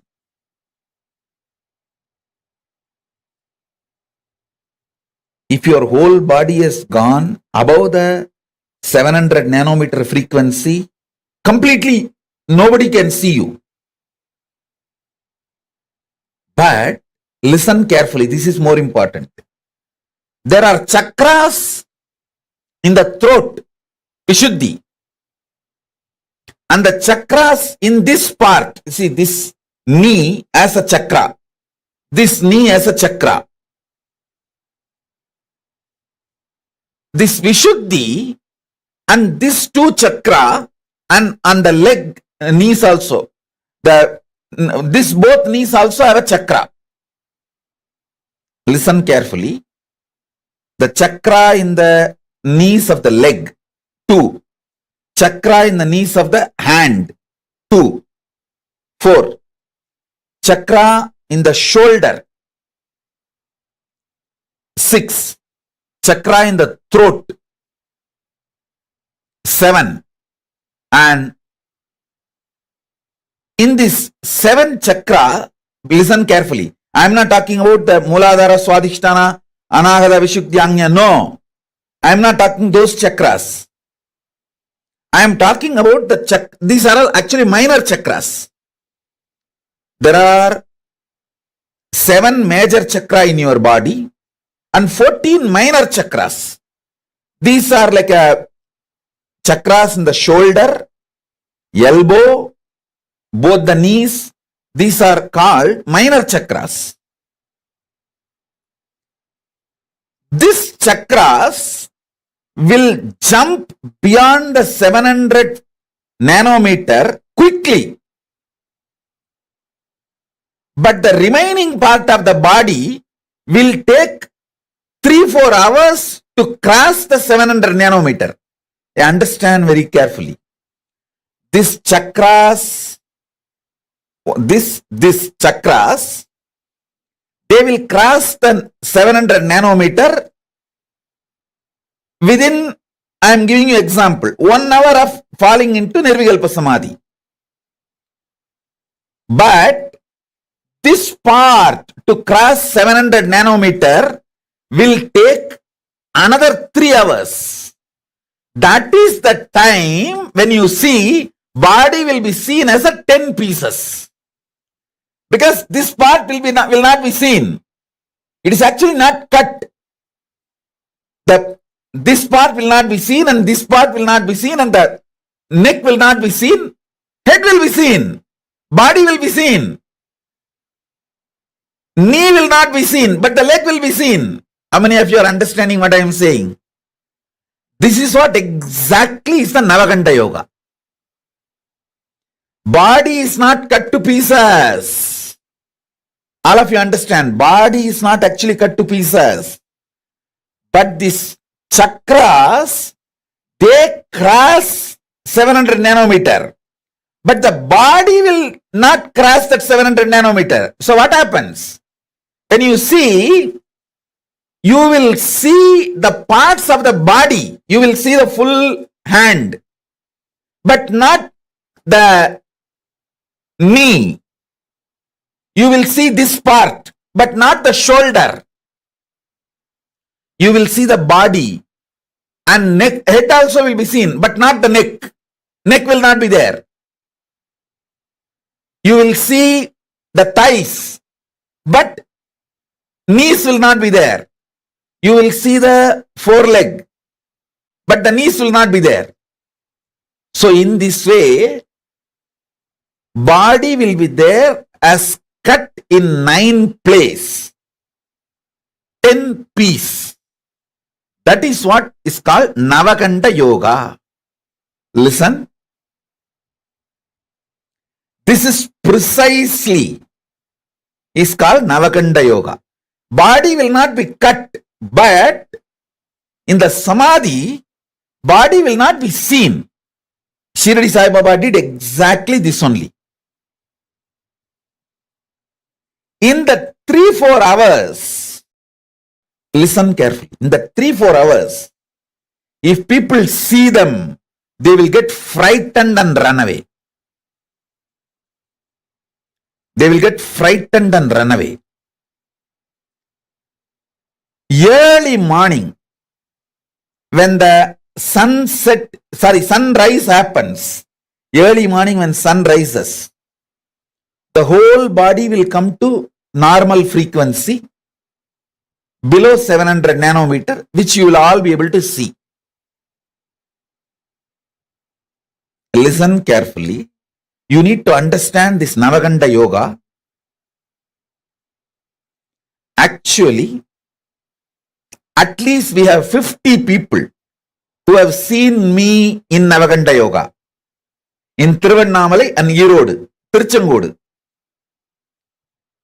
After I started living the public organization life, I stopped it.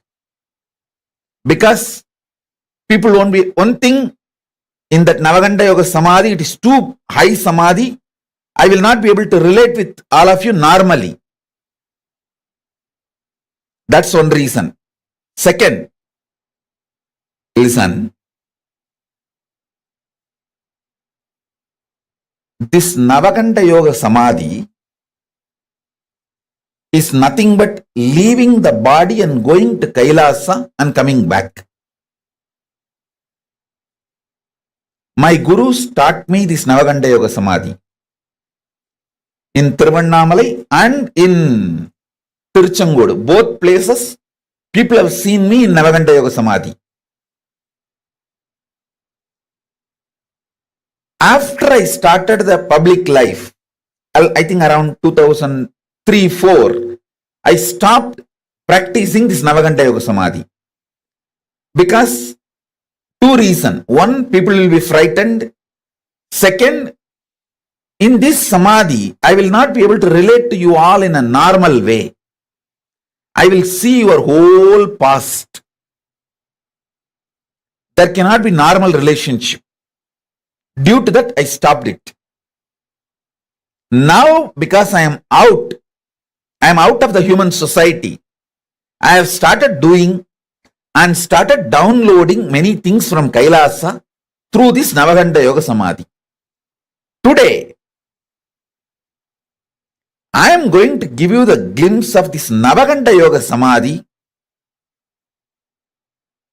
and what I bring from Kailasa through this Navakanda Yoga Samadhi.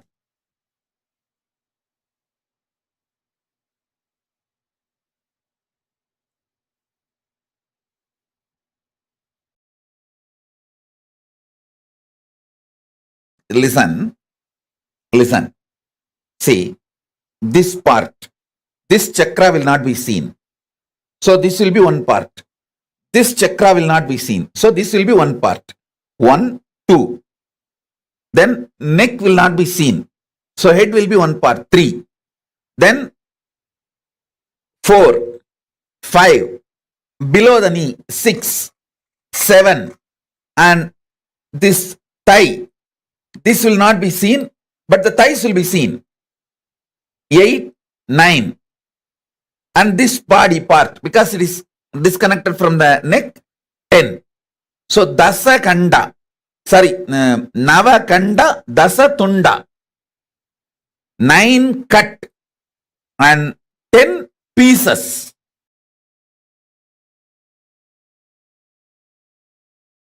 What is being played here is not music, it's a mantra.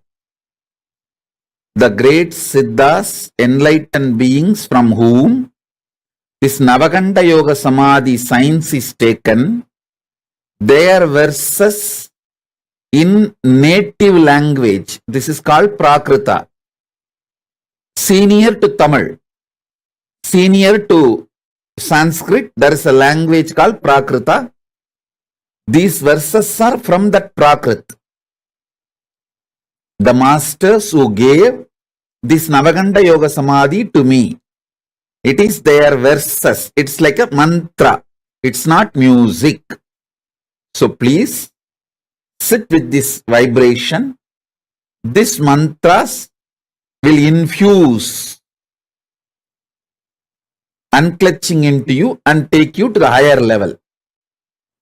This line drawing, Paramashiva is wearing the tortoise shell on his neck and the tiger nail.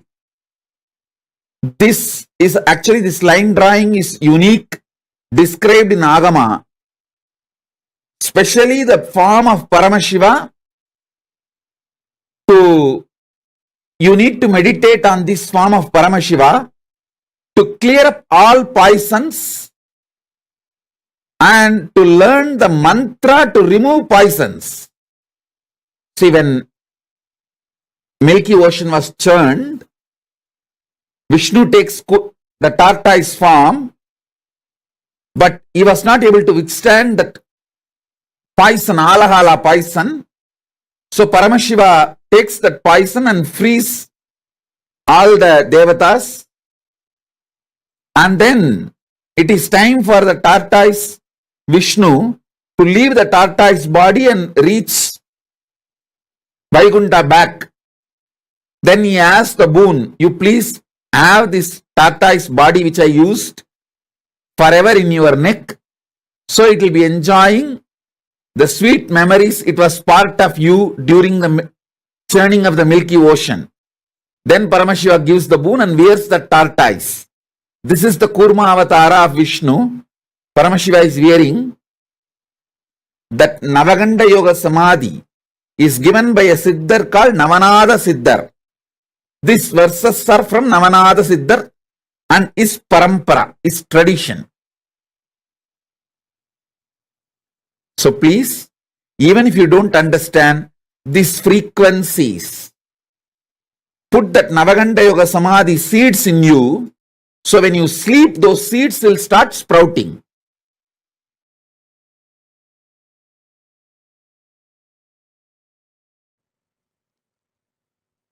Will persistence is the only qualification you need for Navakanda Yoga Samadhi. Listen. Will persistence. Understand? I was just sitting and meditating. Why some people get only Nirvikalpa Samadhi? Why some people get Navakanda Yoga Samadhi? Because Navakanda Yoga Samadhi is higher than what you understand as Nirvikalpa Samadhi. See, Nirvikalpa Samadhi is highest Samadhi your consciousness can achieve. That is enough for enlightenment and to reach Mahā KAILÆSA, everything. But Navakanda Yoga Samadhi is something like that. Nirvikalpa Samadhi filling your whole body, even physical body. And the physical body entering into the consciousness of Nirvikalpa Samadhi and raising to the Mahā KAILÆSA's frequency with the body. So naturally,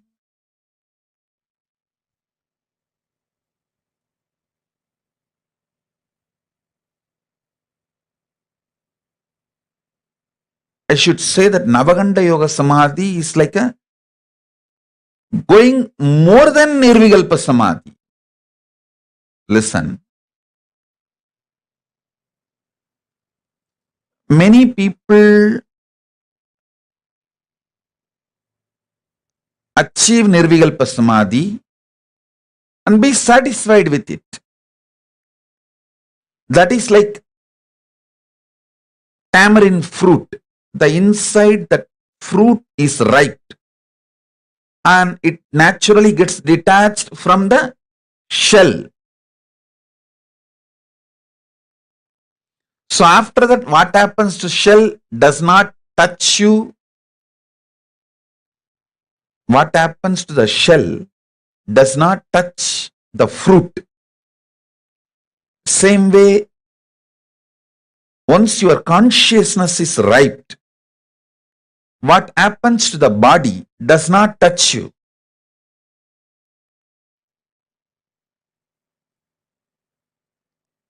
Many people come and tell me why great beings like Ramana Maharishi, Ramakrishna, Ram Surat Kumar all had cancer. Listen, they did not have cancer. They did not leave the body due to cancer. After they left the body, cancer took it. They decided to leave the body. So something has to happen to the physical body to go back to the earth. So cancer took it back to earth. So be very clear.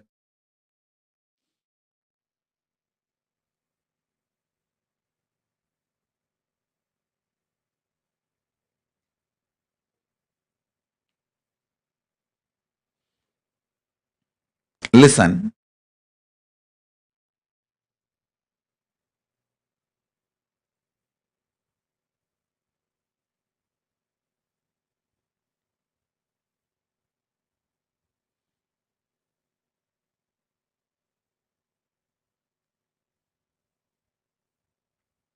You need to elaborately understand this Nirvikalpa Samadhi and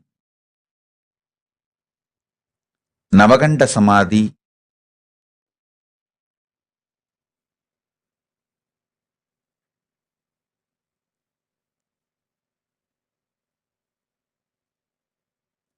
Nirvikalpa Samadhi is your consciousness ripening. Navakanda Samadhi is even your body. Along with your consciousness, raising to the higher worlds, higher time zones, higher energy fields.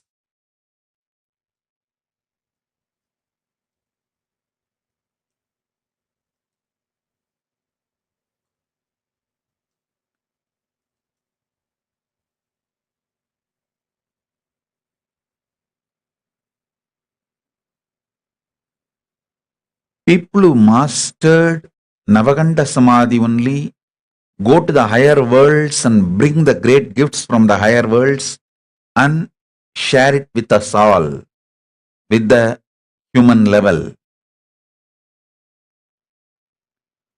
So Navakanda Samadhi is something furthering of Nirvikalpa Samadhi. Listen.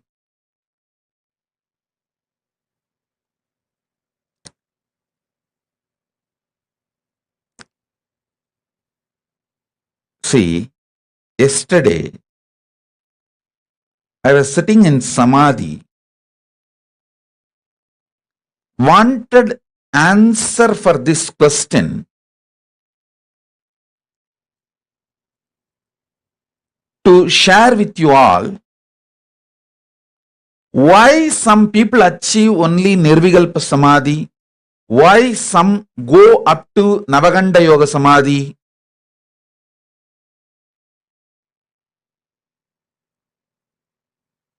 What is the ingredient, unique,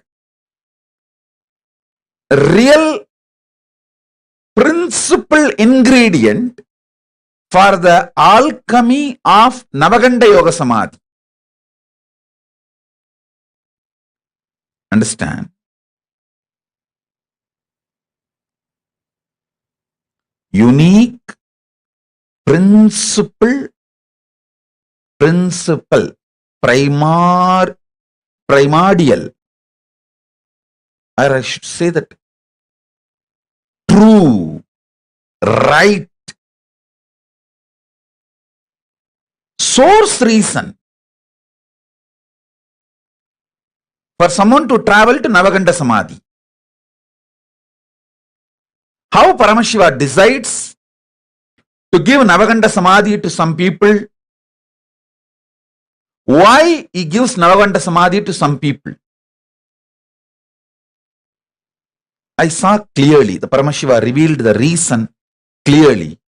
It is sheer will persistence.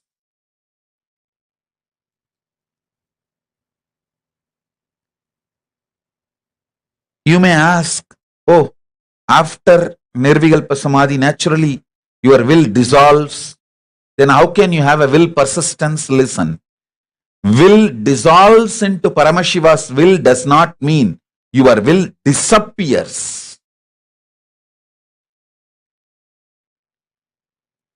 Fish may be inside the ocean, but it gets the right to swim on the top or the bottom. It can go to the depth of the ocean or it can just swim on the shallow waters. The freedom exists even in Navakanda, in Nirvikalpa Samadhi. This may be new information for you, but that's the truth.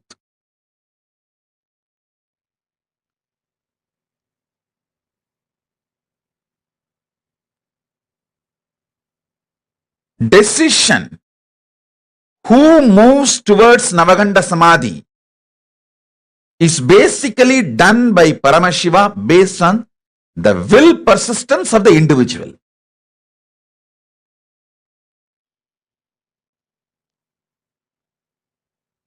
Listen carefully.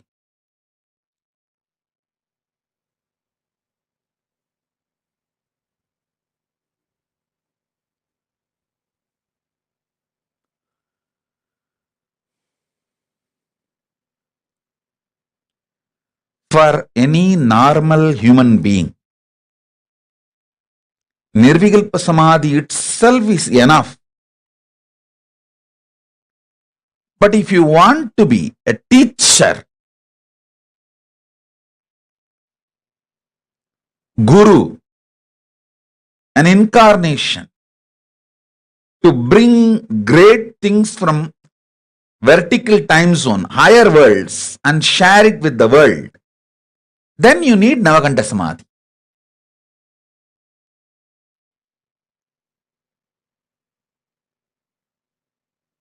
Then naturally you need Navakanda Samadhi.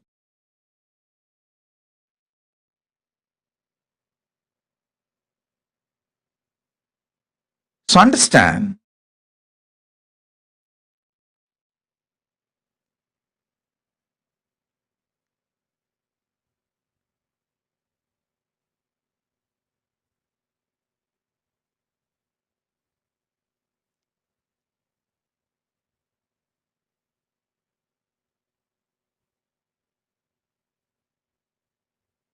you may ask why masters like Vadalur Vallalar, Ramalinga Swami took the body.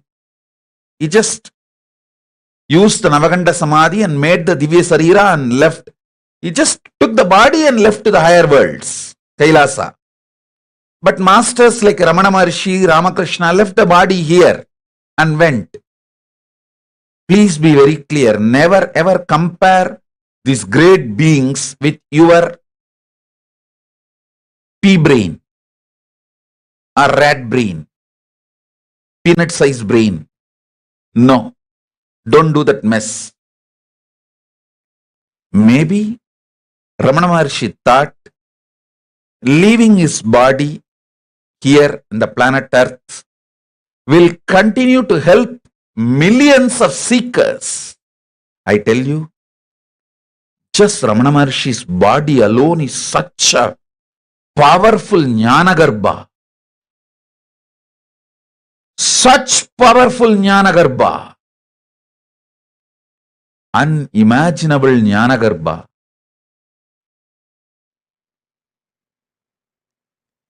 It made millions ripe into enlightenment, including me.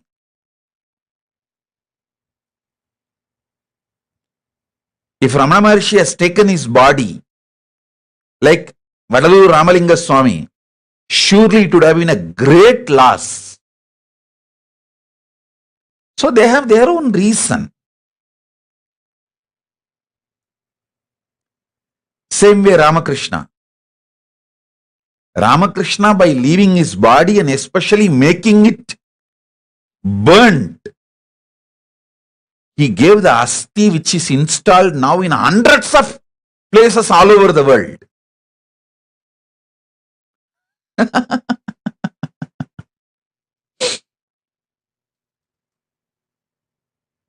So each one of them have their own reason.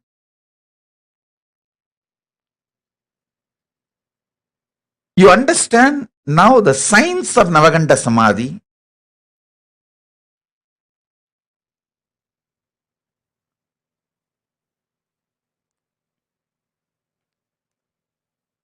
Fundamental qualification is will persistence. Listen.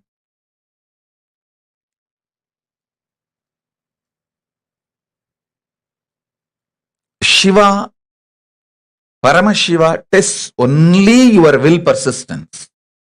He doesn't see any other qualification. You can't earn these great samadhis by your own qualification.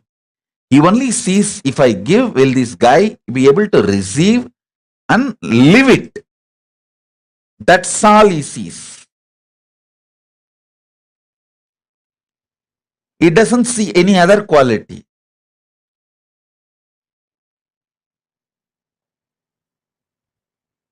He tests your devotion. That's all, nothing else.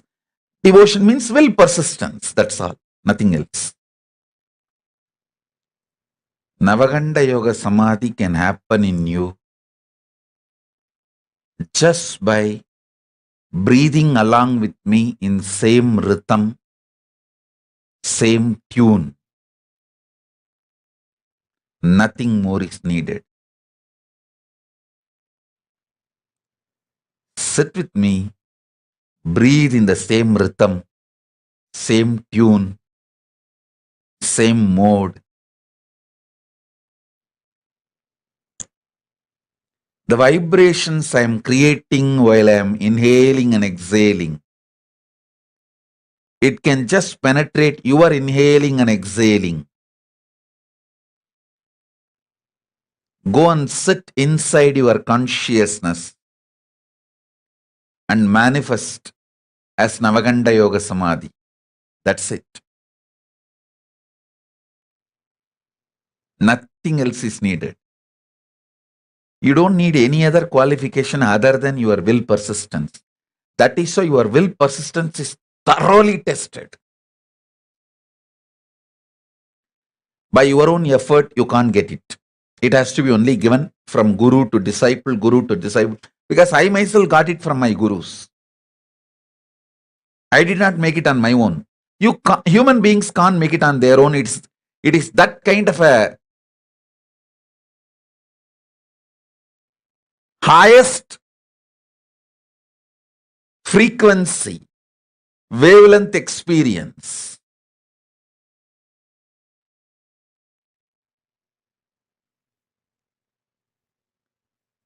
It can only be given from the higher dimensions. Means from guru to disciple, guru to disciple.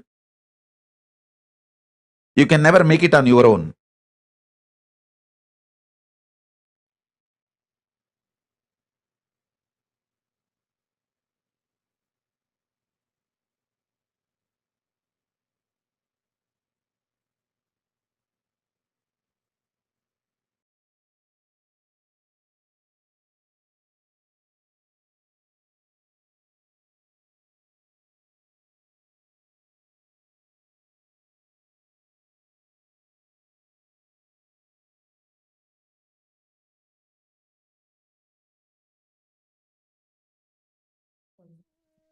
Navakanda Yoga Samādhi.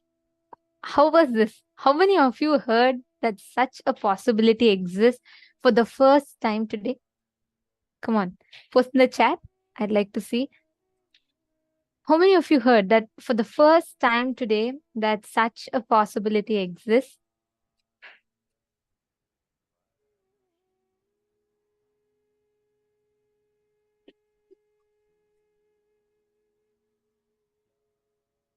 Wow. Actually, please understand, this is a very ancient, very, very powerful process or a practice that our ancestors, so many incarnations practice, like Swamiji himself had mentioned, a set of people.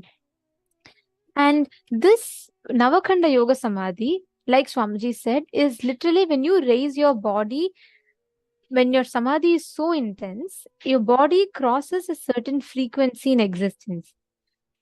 At that point in time, your body automatically tunes into a particular state of Samadhi. And that is what we call as the Navakanda Yoga Samādhi. So this Navakanda Yoga Samādhi is when your whole body is tuned into a certain high frequency. Like Swamiji explained, the minor chakras, the 14 minor chakras. We have 7 major chakras, which all of us know. 14 minor chakras are more like the knee, both the knees and the neck, the shoulders and the elbows. These are all inclusive of the 14 minor chakras. And that is what we are going to be, that is what we are going to be raising to the highest frequency when we enter into the Navakanda Yoga Samādhi. And you all should know, in the entire humanity, there are only 2 people who have witnessed Swamiji in Navakanda Yoga Samādhi. One is one of the devotees, when it was like long back in the early days, the story that Swamiji himself had narrated. And the second one is an inner awakening graduate who has been blessed, who's very, very fortunate, who has witnessed this whole Navakanda Yoga Samādhi. It is Ashoka Meenaya. Actually, Ashoka Meenaya is here. Nithyananda Ashoka Meenaya.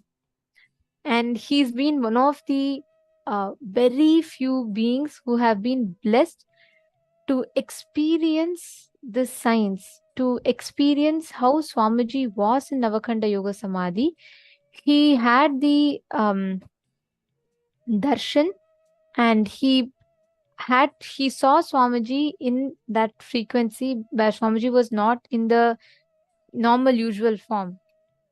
So he's been blessed with that, and it's Swamiji said normally human beings can't hold this.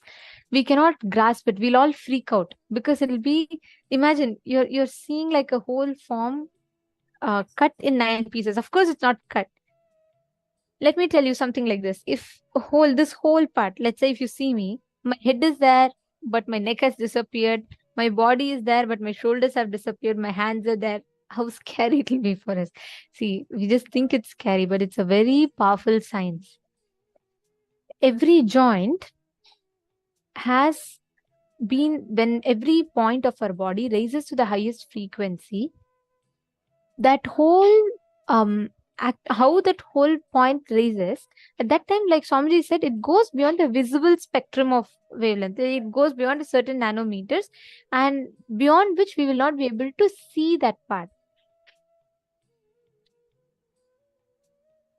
Priyesh is asking, the witnesses saw him appearing as 9 proportions. Yes, that's right. 2 people in the whole of humanity have seen Swamiji, and Ashoka Minaya had shared. He was walking in the campus one day, like casually during Inner Awakening program. And he suddenly saw Swamiji was sitting. He freaked out when he saw Swamiji sitting, but Swamiji's body was in 9 pieces. Swamiji's face was there, neck was not there, and body was there, but joints were not there. And Ayya, like for the first minute, Ayya said, like he was just shaken with that. Then he understood that whole experience. It's very beautiful, actually.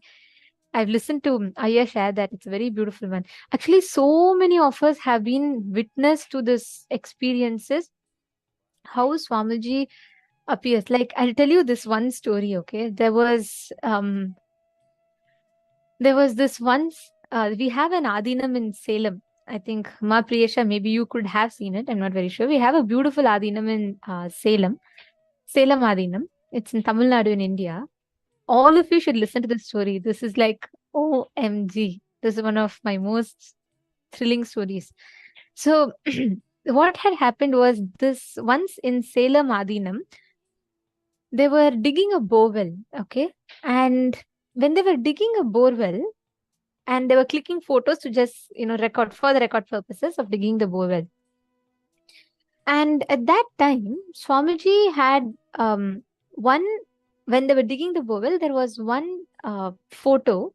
Later on, after digging the borewell, much later, one of our sannyasis she was seeing through the pictures. She saw that in one of the photos, there was photo of a person who's transparent, like completely transparent, and they're like coming from the borewell. And she was shocked. And that was a picture of a spirit, right? A soul. And she was completely shocked, and she immediately ran to Swamiji and she said, this is what they have found. Then Swamiji said, all right, don't worry. That is a spirit of like a woman who has been waiting for liberation. So don't disturb the ghosts. And Pranali Krishnadasan ran and came the moment she the spirit of like a woman who has been waiting for liberation. So don't disturb the ghosts. And Pranali Krishnadasan ran and came the moment she heard the story of a ghost. Okay, I know this is something intriguing. Okay, anyways, listen to this. It's going to be really fun. So, what happened was the moment Swamiji, this sannyasi took and she ran with the picture, and she said, Swamiji, there's something that is, here. And she, even now as I'm visualizing that picture, I kind of like, oh my God. So imagine, she saw that. And after that, for a long time in Salem, in that whole Adinam, the female sannyasis staying there, they all experienced some weird activities. what used to happen was, whenever they used to be in the ground floor, on the top floor, they used to hear water flowing, and then they used to hear, they used to see some footsteps. All these horror movie scenes used to happen, but it was not scary, of course. No ghosts harmed any sannyasis, but there used to be like footprints around in the adinam and everything. And all these sannyasis started experiencing these different things, and they were all like, they all started freaking out. Okay, so they told Swamiji, and Swamiji said, "Don't worry, they're harmless." And Swamiji actually told that they're waiting for liberation. And Swamiji said, "I will tell you all later about that." And Swamiji told the name of that ghost as Antaraksha. So this new companion was living with all of our sannyasis in that adinam, and it was the ghosts were not harming, but you're not going to really be comfortable with living a ghost next to you. Imagine. So after a few days, Swamiji happened to come to Salem Adinam. They messaged Swamiji saying, through the administrators, they informed Swamiji saying, "Swamiji, we are freaking out. I understand these ghosts are here for whatever reason, but please, Swamiji, just tell them not to come and disturb us. We are really getting afraid. Suddenly tap is going on, suddenly door is opening and closing, and it's too much. We can't handle all this, Swamiji. Please take care." Then Swamiji said, "Okay, don't worry." And actually, Swamiji came to Salem Adinam. I'm just telling, this is a whole story. There's a lot of background to it, but I'm just telling the whole thing in a nutshell. So what happened was, Swamiji came to Salem Adinam, and when Swamiji came to Salem Adinam, Swamiji revealed that Swamiji said that there are multiple spirits living in that area. And Swamiji was, the moment Swamiji entered the Adinam, Swamiji started walking, and all the sannyasis and people around Swamiji were trying to walk along with Swamiji. Basically, Salem Adinam is in one of the outlying areas of the town. It's in the outskirts of the town, and it's mostly forest area, and it is just only our Adinam is there, and it's a huge Adinam. There's a big temple, Shiva temple. There are a lot of Shivalingams, and it's a very big Adinam, right? And there is a hill right behind the Adinam. There's a big hill. So Swamiji was walking there, and he started walking alone by himself, and Swamiji was gesturing something in the air. It was like, "Now I'm speaking to you, how my hands are moving," like that. Swamiji was not verbally speaking to anyone. Swamiji was walking ahead of the sannyasis, and Swamiji was speaking something, like his hands were moving, and the sannyasis were all very curious what was happening. And Swamiji went up to the point of that hill, and Swamiji was standing there for some time, and Swamiji came back. And the sannyasis were wondering what is happening, what is going on. Swamiji said a very, very powerful thing. Swamiji said that it is not just one spirit, there are multiple spirits living in that Salem Adinam. And if we see the history of that Salem Adinam, right? No matter how many times people tried constructing a building, never they have been able to construct anything on that property.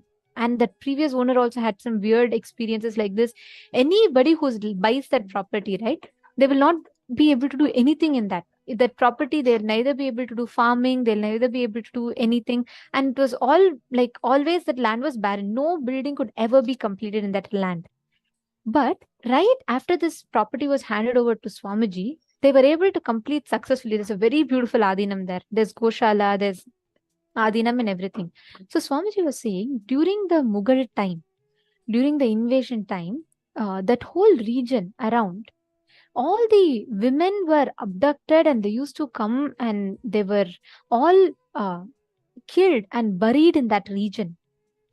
Actually, if you see, there will be like so many traces to this, and they used to be buried there, and all of them were Shiva devotees.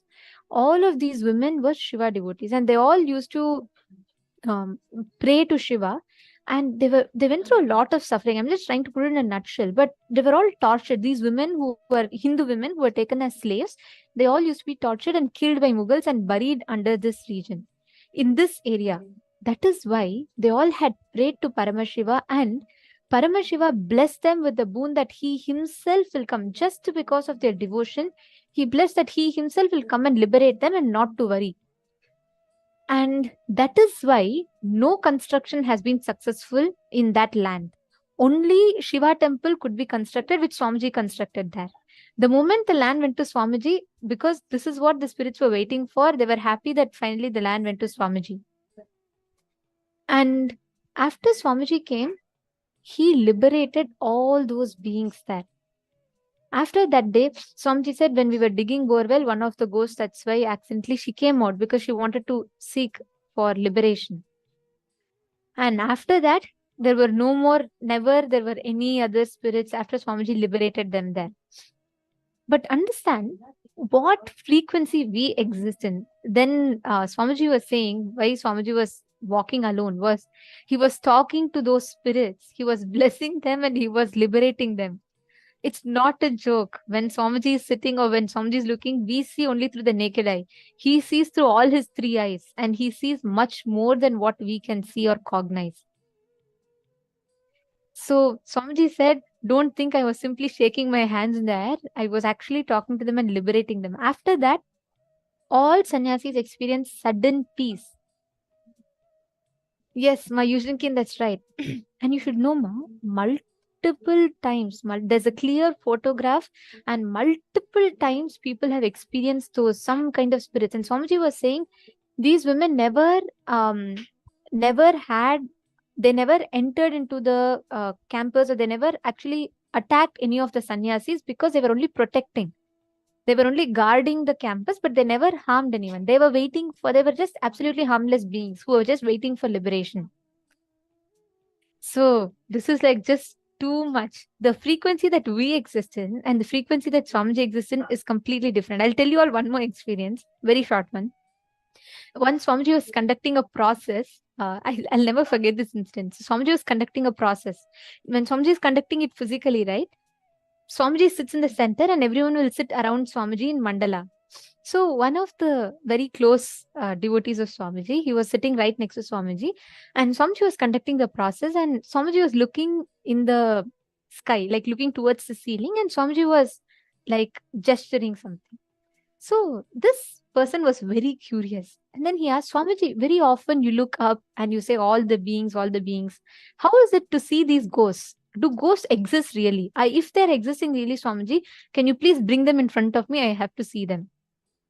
Swamiji said, be aware of what you're asking. Then he said, no, Swamiji, I want to see them. I'm very clear. Then Swamiji said, all right, give me your hand. Okay. So this person gives his hand to Swamiji.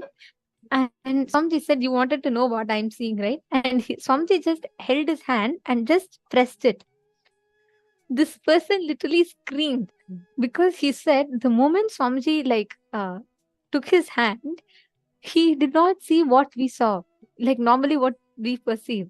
And I'm not joking. I get goosebumps even now as I share this, because that moment he saw in like some energy bodies, so many different energy bodies floating around. And he said it was so scary. Like, it was, he could see different beings sitting there, some golden light, some different lights around. And he said, Swamiji, are you seeing this all this time? Then Swamiji said, do you think I'm simply staring up the ceiling? There are so many energy beings that exist, so many beings that come. So enlightened masters and avatars live in a completely different feeling. They all live in a completely different frequency. They all live in a different frequency altogether. And when you manifest these powers or these processes, it's no joke. You are literally being raised to such a high frequency. Getting it? So Navakanda Yoga Samādhi, unclutching, these are all not some concepts. These are all not some Harry Potter stories that are very nice to hear. These are all reality. This is possible. As much as we can experience, as much as you, me, all of us are seeing and interacting in this frequency, we had a science. All of us had the science of interacting with higher beings. That is why in Ramayana we have a mention of how precisely Jatayu could travel to the higher planes.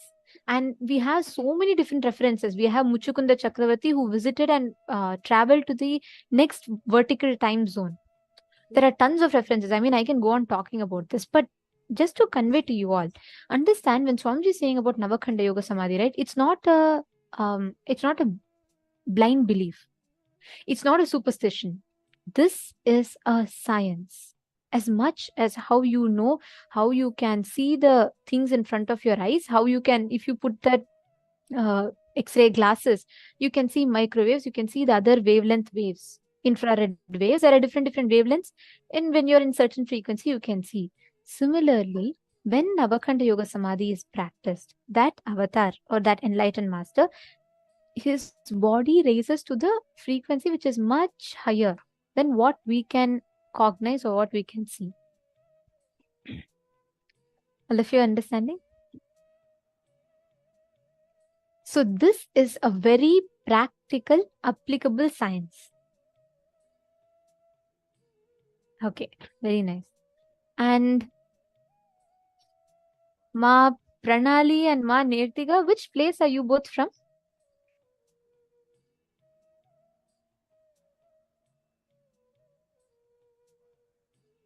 Both of you laughing. I'm just curious. I'm just wondering. I've not really seen you both before. Which place are you from? And are you new here? Are you here for the first time? No?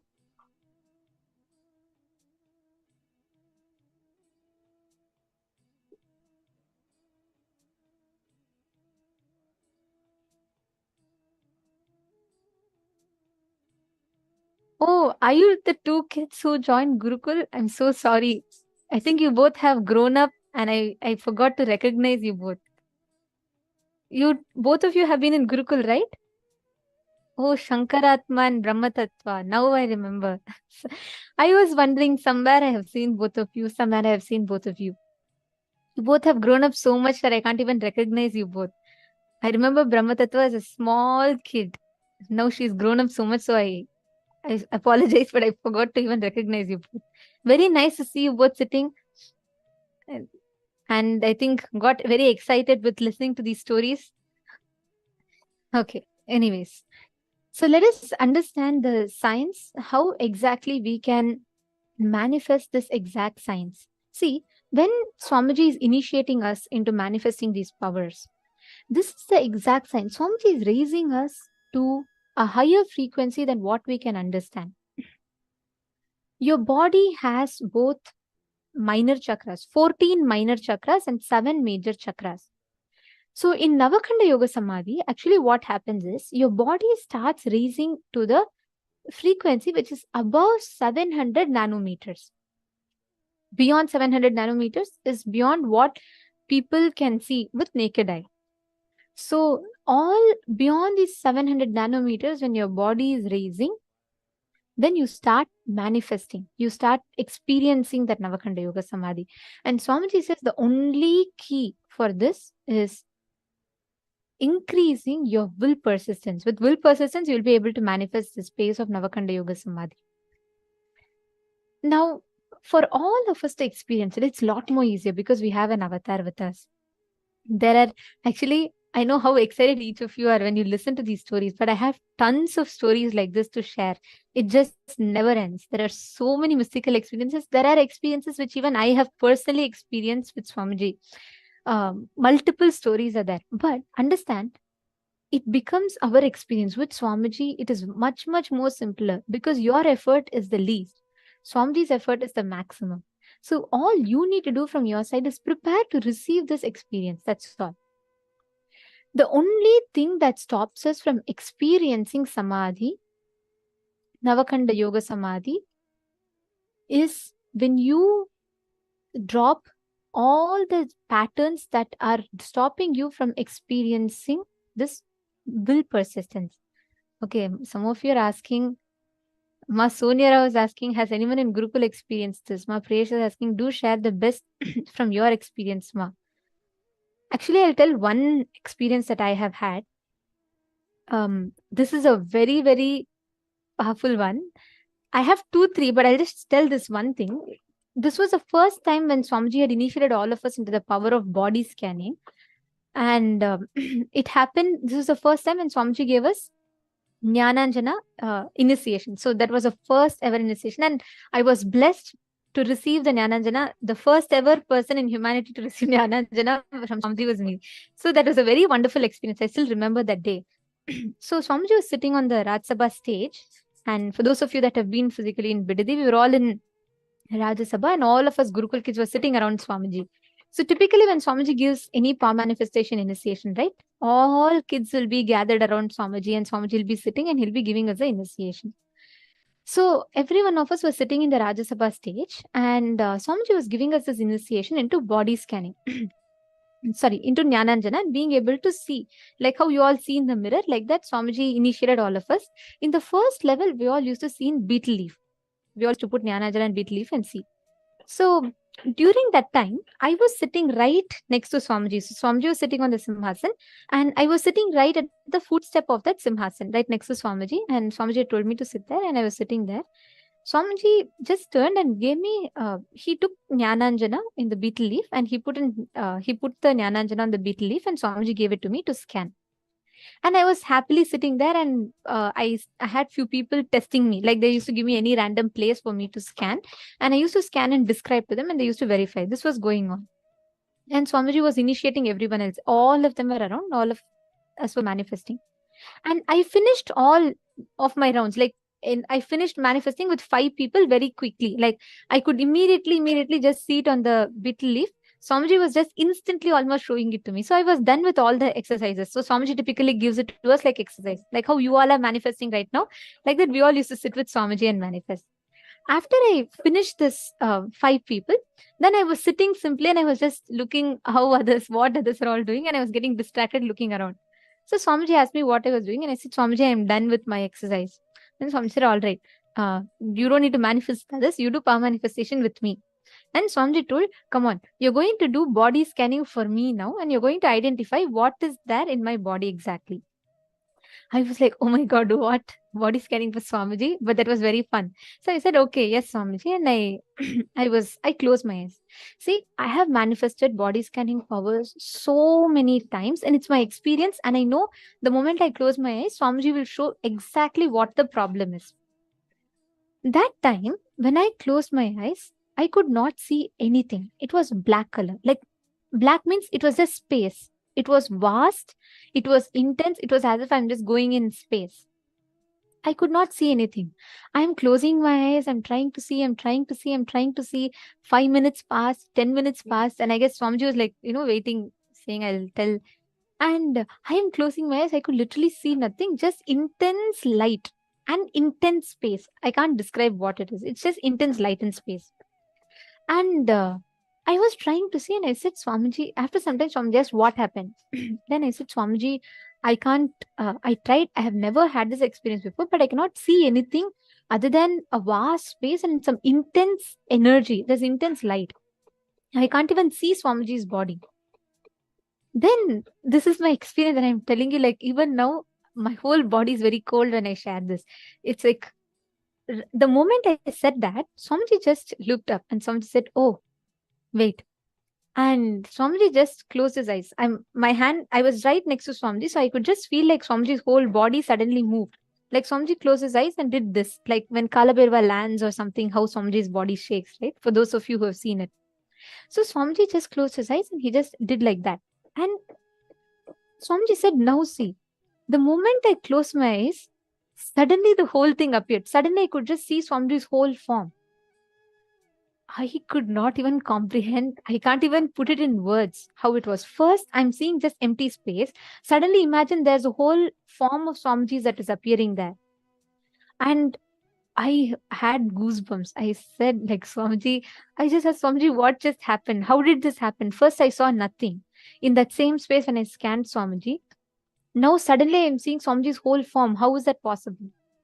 Then Swamiji laughed and he said, first time when I told you to scan, I was entangling with everyone as the cosmic Nithyananda, which means I was not in the body. What you saw is my cosmic Nithyananda form. So when I was in Samadhi, the moment you told you're not able to see a physical form, I realized, okay, you're not seeing my physical body. So that cosmic Nithyananda had to come back. I had to come back to my body. I had to rest. I had to come out of that Samadhi so that you can see me. Oh my God, even now as I share with you all, it was just, I can't even put it in words what it was. Swamiji then said, Do you think I'm simply saying I'm in Samadhi? When I'm in Samadhi, I'm literally in that cosmic Nithyananda form, and Swamiji was laughing. Swamiji was laughing. I was having, I don't even know what experience to tell. It was like I was too shocked, and it was too powerful, like too intense. Altogether, completely a different frequency it was. See, when Swamiji tells, right, he's raising us to a higher frequency. Swamiji is taking us all together in completely different plane, a different experience itself. So when we manifest these experiences like Navakanda Yoga Samādhi, or when we manifest these power manifestation experiences, all of these are simply possible. It's a science. It is just like how you see, how you experience life, how you experience reality. All of us can experience these phenomenal sciences. And it is practically possible. Now, every one of you, it's very nice. I know all of you enjoy. Thank you, Ma Dahanananda, Ma Medas Latya, Ma Priyatma Surupini. Ma Priyatma Surupini has posted. It's mind-boggling. Ma Dhyana's beloved, it is like real experience. It was as physical. Imagine sitting in front of Swamiji and you're not seeing him. Suddenly his form is appearing. So it is not at all with Swamiji. It is just magical. I have tons to share like this, but yes, we have to go to the next part now. But I just wanted to tell you all this. It's a science. See, when Swamiji is telling every day, right? Swamiji is manifesting. He is manifesting in your Nithyananda Sabhas. He is actually manifesting.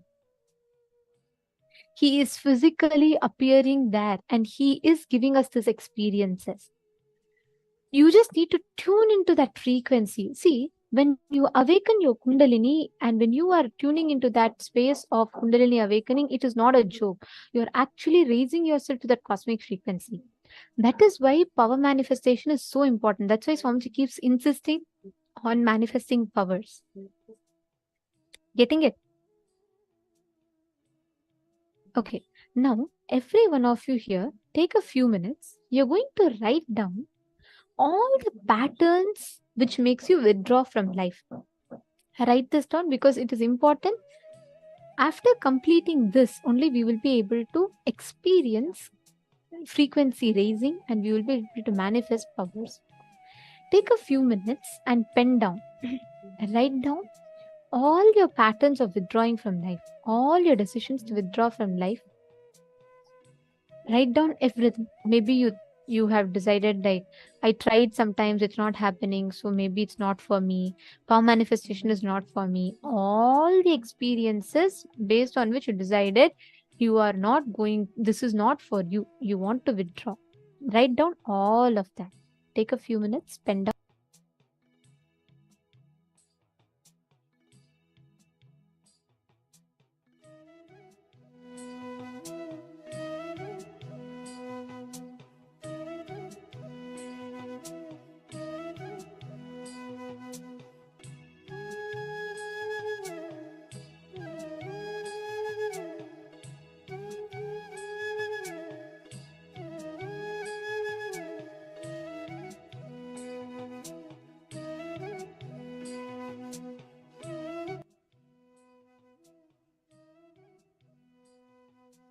Ma is asking for more stories. See, the moment I started telling stories, all for everyone, all eyes are open, all ears are open, everybody is sitting in front of the camera with a wide smile. Now we all should write exercises with the same intensity. The moment I tell story, all cameras comes on, all of them are staring at the screen, waiting to listen, and all three eyes, not just two eyes, all of you open all your three eyes, all your 500 years, and all of you are listening with excitement. Now, with that same excitement, write down. Do these exercises and you manifest this power so that these experiences becomes your experience as well. So all of you sit now with that same intensity. Of course, there's so much to share and I'll be sharing throughout. There are a lot of stories that we all always enjoy sharing, but please sit now, pen down. Don't just sit and listen to the stories. You all should pen down, write down, internalize these truths.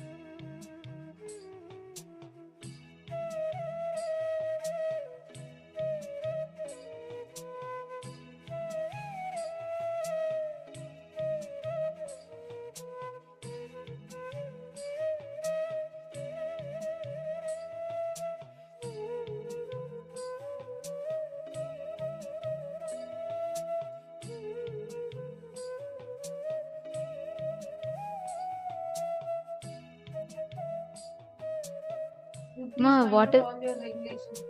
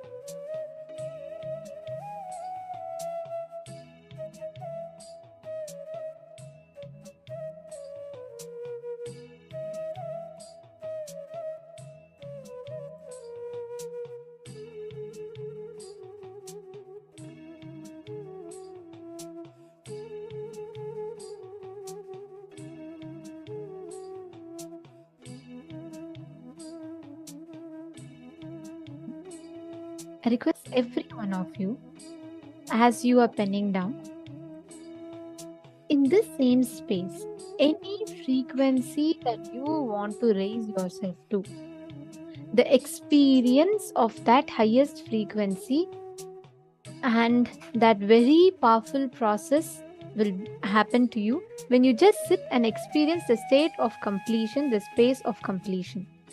All right. So now we're all going to be entering into the next session, a very, very beautiful and very important session, where we're going to be learning about the science of Divya Sarira. See, when a being manifests the highest frequency of powers, when their body raises to that highest frequency, their body is no more normal body. Their body becomes Divya Sarira, which is beyond aging, which is beyond all the human body expressions and experiences. It just becomes pure manifestation, which is what we call as Divya Sarira. In this next session, we are going to be learning about what is this Divya Sarira and what is the science behind this Divya Sarira. Let us now listen to the revelations.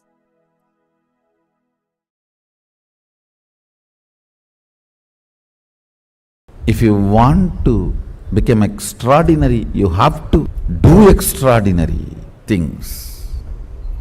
Carve out your identity, Divya Sarira, enjoying the enlightenment, being in this loka, carving your integrity, authenticity, responsibility, enriching. Divya Sarira, pure identity, just like how you build this body. Food, workout, rest, care, same way. Build your Divya Sarira. That is what I am saying, carving out your spiritual identity.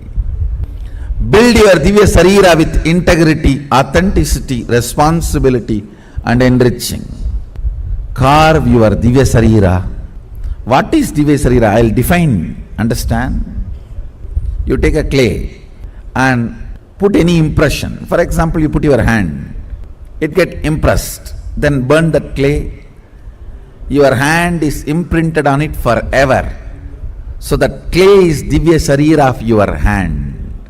Same way, bring yourself and put the master on you, or put yourself on the master so strongly. He gets imprinted in you intensely, then burn yourself with integrity. Now you just radiate him, manifest his state, space, powers. You are his Divya Sarira. Thousands and thousands and thousands of years, Sanatana Hindu Dharma has kept this great science of producing Divya Sariris alive. All spiritual sampradayas will be relevant to planet Earth as long as they are able to produce Divya Sariris. If you are living the state, space and manifesting powers, your Divya Sarira started getting built. It has started happening. Build your Divya Sarira intensely.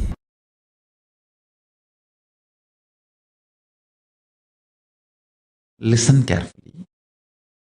Too much of shadow of conscious decision gets embedded into your natural selection process and you develop something called Divya Sarira, light body, which reduces your sensual needs drastically to keep you alive and excited. Means, if your Divya Sarira develops more and more, with less input from the external world, you will be more alive, joyful, excited, inspired, radiating.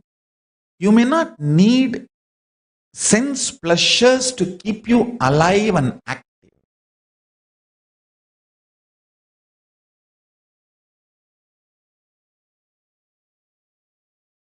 Listen intensely. Divya Sarira the body indestructible effulgence which is inside all of us. Please understand, this Divya Sarira is the core component of all of us. There is no person who does not have Divya Sarira. Everyone has a Divya Sarira. How much ever you think you are good or bad, you think you are God or demon, whatever you think, you have a Divya Sarira. That Divya Sarira strengthened, energized, inspired by sattvic food to the body, sattvic food to the mind, sattvic food to the consciousness. Enjoy these three in your life continuously. Don't worry about what should be negated. See, focusing on what need to be negated makes you very depressed, even feeling deprived. See, if the Divya Sarira in you, the self-effulgent light body in you, if that is strong, you are an enlightened being. You enjoy best things of the consciousness, your existence. You enjoy the best gifts of your existence. If that self-effulgent Divya Sarira gets more and more covered, you get deluded, suffer with the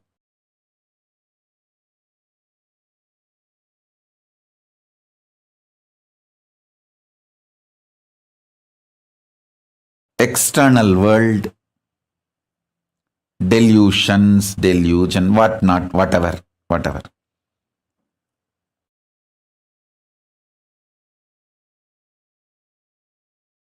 Now I don't want to get into the negative side description. If you miss strengthening Divya Sarira, what happens? I don't want to waste time on that.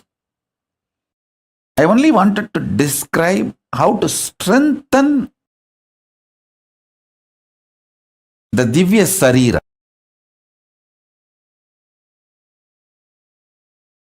Self-effulgent, Swayam Prakasa, Sutta Sarira, Daiva Sarira. All of us have.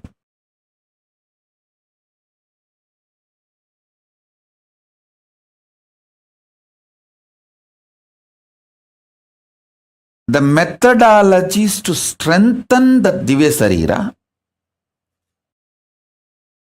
and manifest powers of Paramashiva, the state of Paramashiva, space of Paramashiva, and powers of Paramashiva. This truth is the message from Paramashiva directly to the whole humanity.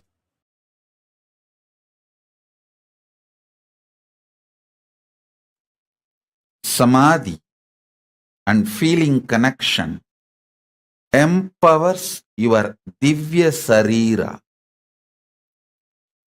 Empowering your Divya Sarira is the ultimate productivity of your happening in planet Earth.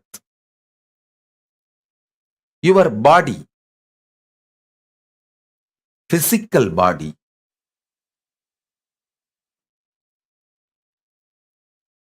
carries the consciousness.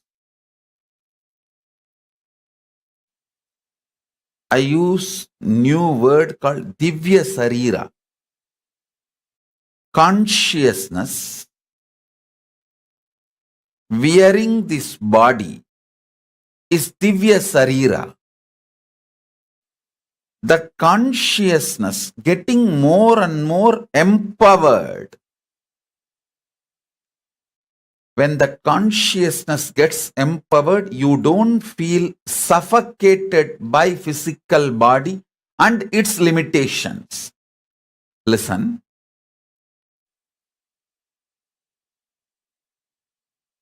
If you are Divya Sarira,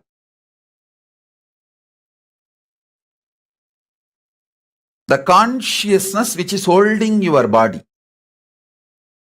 if that is empowered, you don't feel suffocated, limited, reduced by your body. Please listen.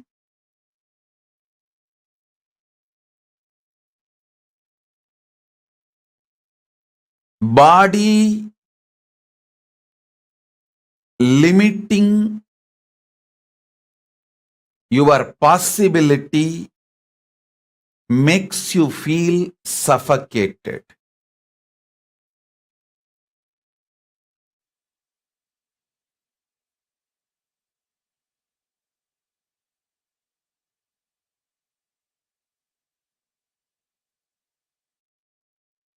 Not only the great powerful cognitions and understandings about the secrets of the cosmos,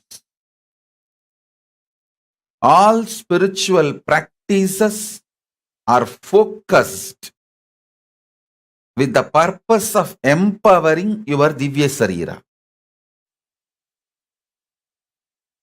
Listen. Yesterday's satsang, I gave you one truth. If you rest in Samadhi, you will see everything in your life is complementing your different aspects. The wealth you earn, or the money you spend, the relationships getting added in your life, or people leaving from your life, comforts and wealth, artha getting added or leaving,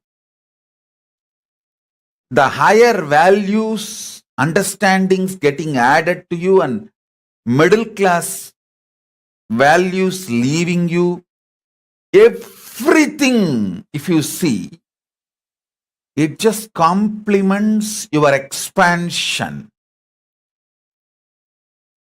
If you get terrorized by your life, suffocated by your life without understanding, if you feel everything is chaos, everything is falling apart, due to your inner restlessness, you feel whole life is complication and incompletion. I tell you, nothing falls apart, everything falls in place. Nothing in life falls apart, everything in life falls in place.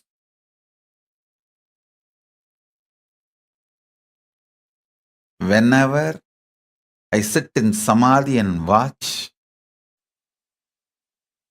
I see clearly everything is so auspicious. Not only I see it, when I see life as auspicious, my Divya Sarira gets so empowered. It just manifests powers and miracles. Every time when I reveal the higher truths, it empowers your inner space. It empowers your very being. Empowering your Divya Sarira is the job I do day in and day out.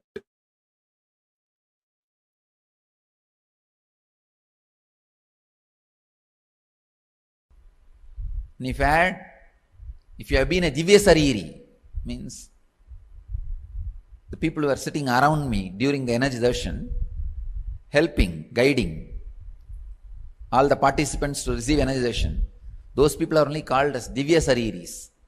Or I can say they are getting trained to become Divya Sariris. Means it's like when a sun is shining, if you keep 10 mirror, all the 10 are properly focused on sun, towards sun. That whole area, the area between the 10 mirror will shine, not only because of sun, the 10 reflections. So these Divya Sariris are like a mirror, they act like a mirror, so that the whole area intensely radiates energy.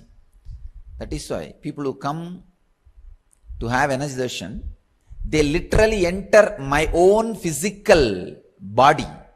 Please understand. It's like me having an extended huge physical body. In that very intense energy field, they enter and have the energy darshan and go. If you have been a Divya Sariri, I can say at least, especially with the experience, intensely working on the body, not only you don't age, you grow younger. The growing younger happens when you become Divya Sariri. And the grace, joy, beauty starts radiating when you are Divya Sariri.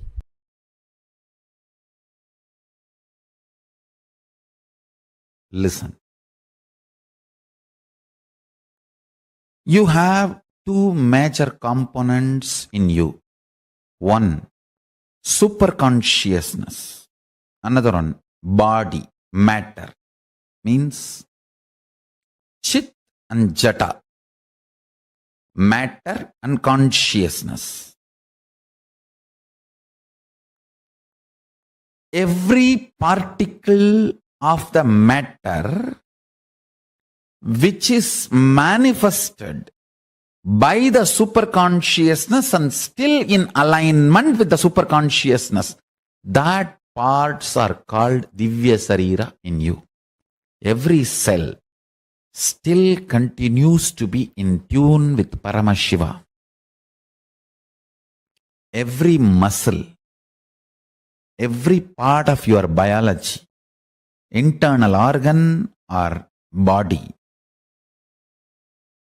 Jnanendriya or Karmendriya, still in tune with Paramashiva comfortably, with powerful cognitions comfortably without any struggle, as a natural flow of life is Divya Sarira. Every cell which is ready to reverberate and radiate the powerful cognitions of Paramashiva is part of your Divya Sarira. Please understand. Whichever part of you comfortably manifests the powerful cognitions is your Divya Sarira. More and more powerful cognition manifestation means more and more you are becoming Divya Sarira.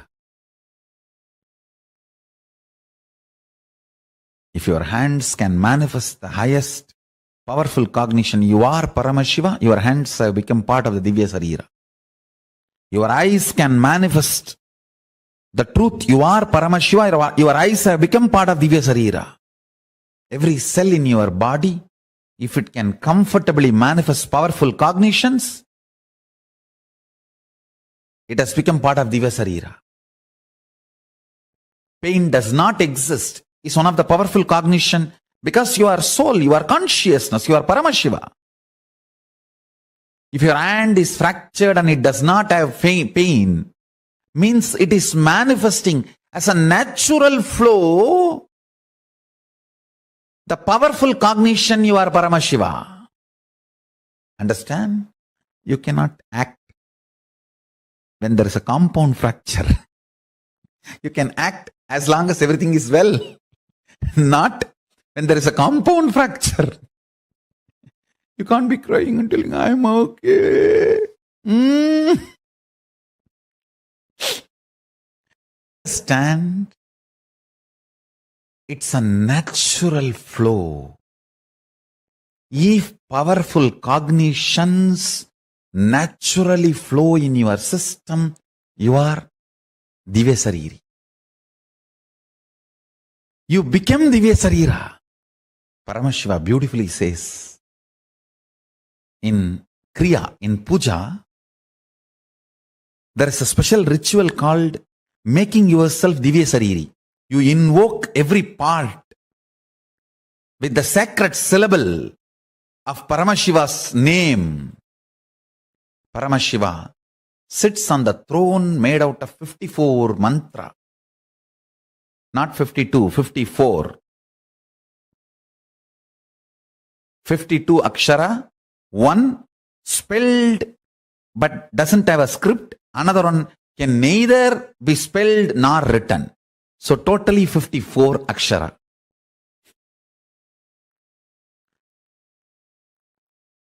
He sits on the throne which is made of these 54 aksharas. And listen carefully. When you invoke those aksharas in the various parts of your body, with the declaration, this part of the body, let it manifest Paramashiva and His glory, His state, space, powers and being and powerful cognitions. That part becomes Divya Sarira. If you do not feel pain during the multiple compound fracture, be guaranteed your body will not stink or rot or degrade when you leave the body.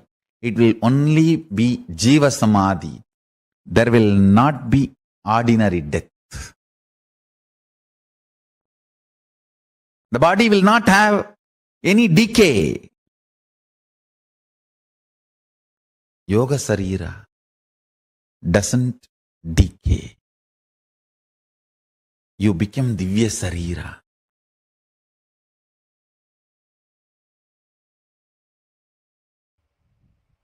Understand the truth I am trying to convey.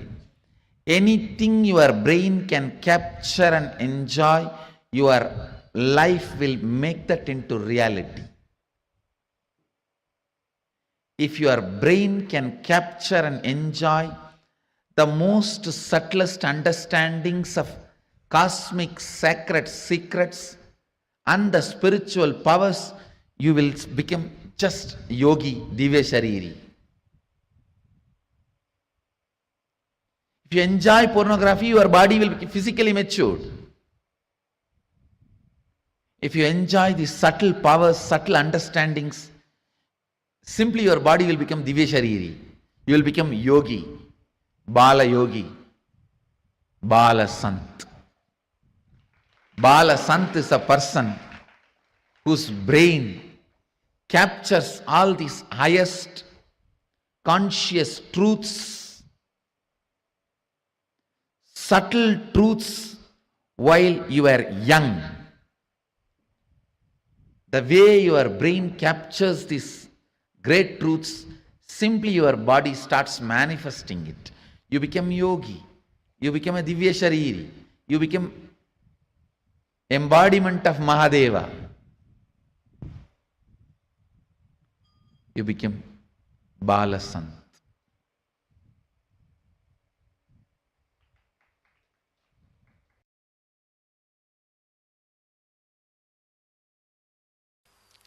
Very strong lessons. You need complete attention. But the lessons will be really helpful. This technical knowledge will really be helpful, not only for enlightenment, for making your life more and more blissful and happy and joyful, becoming a new human being. Becoming a new human being. Understand? If you act, cooperate as medium, and if your chakshu becomes pure next day morning, you feel, oh God, things are so fresh, alive. Then you are traveling in the path of Divya Sarira. Mouth having a deep taste, not just the mouth, the deeper mouth. It's called annak. In Tamil we say the part which hangs inside your tongue, the deeper mouth, this area.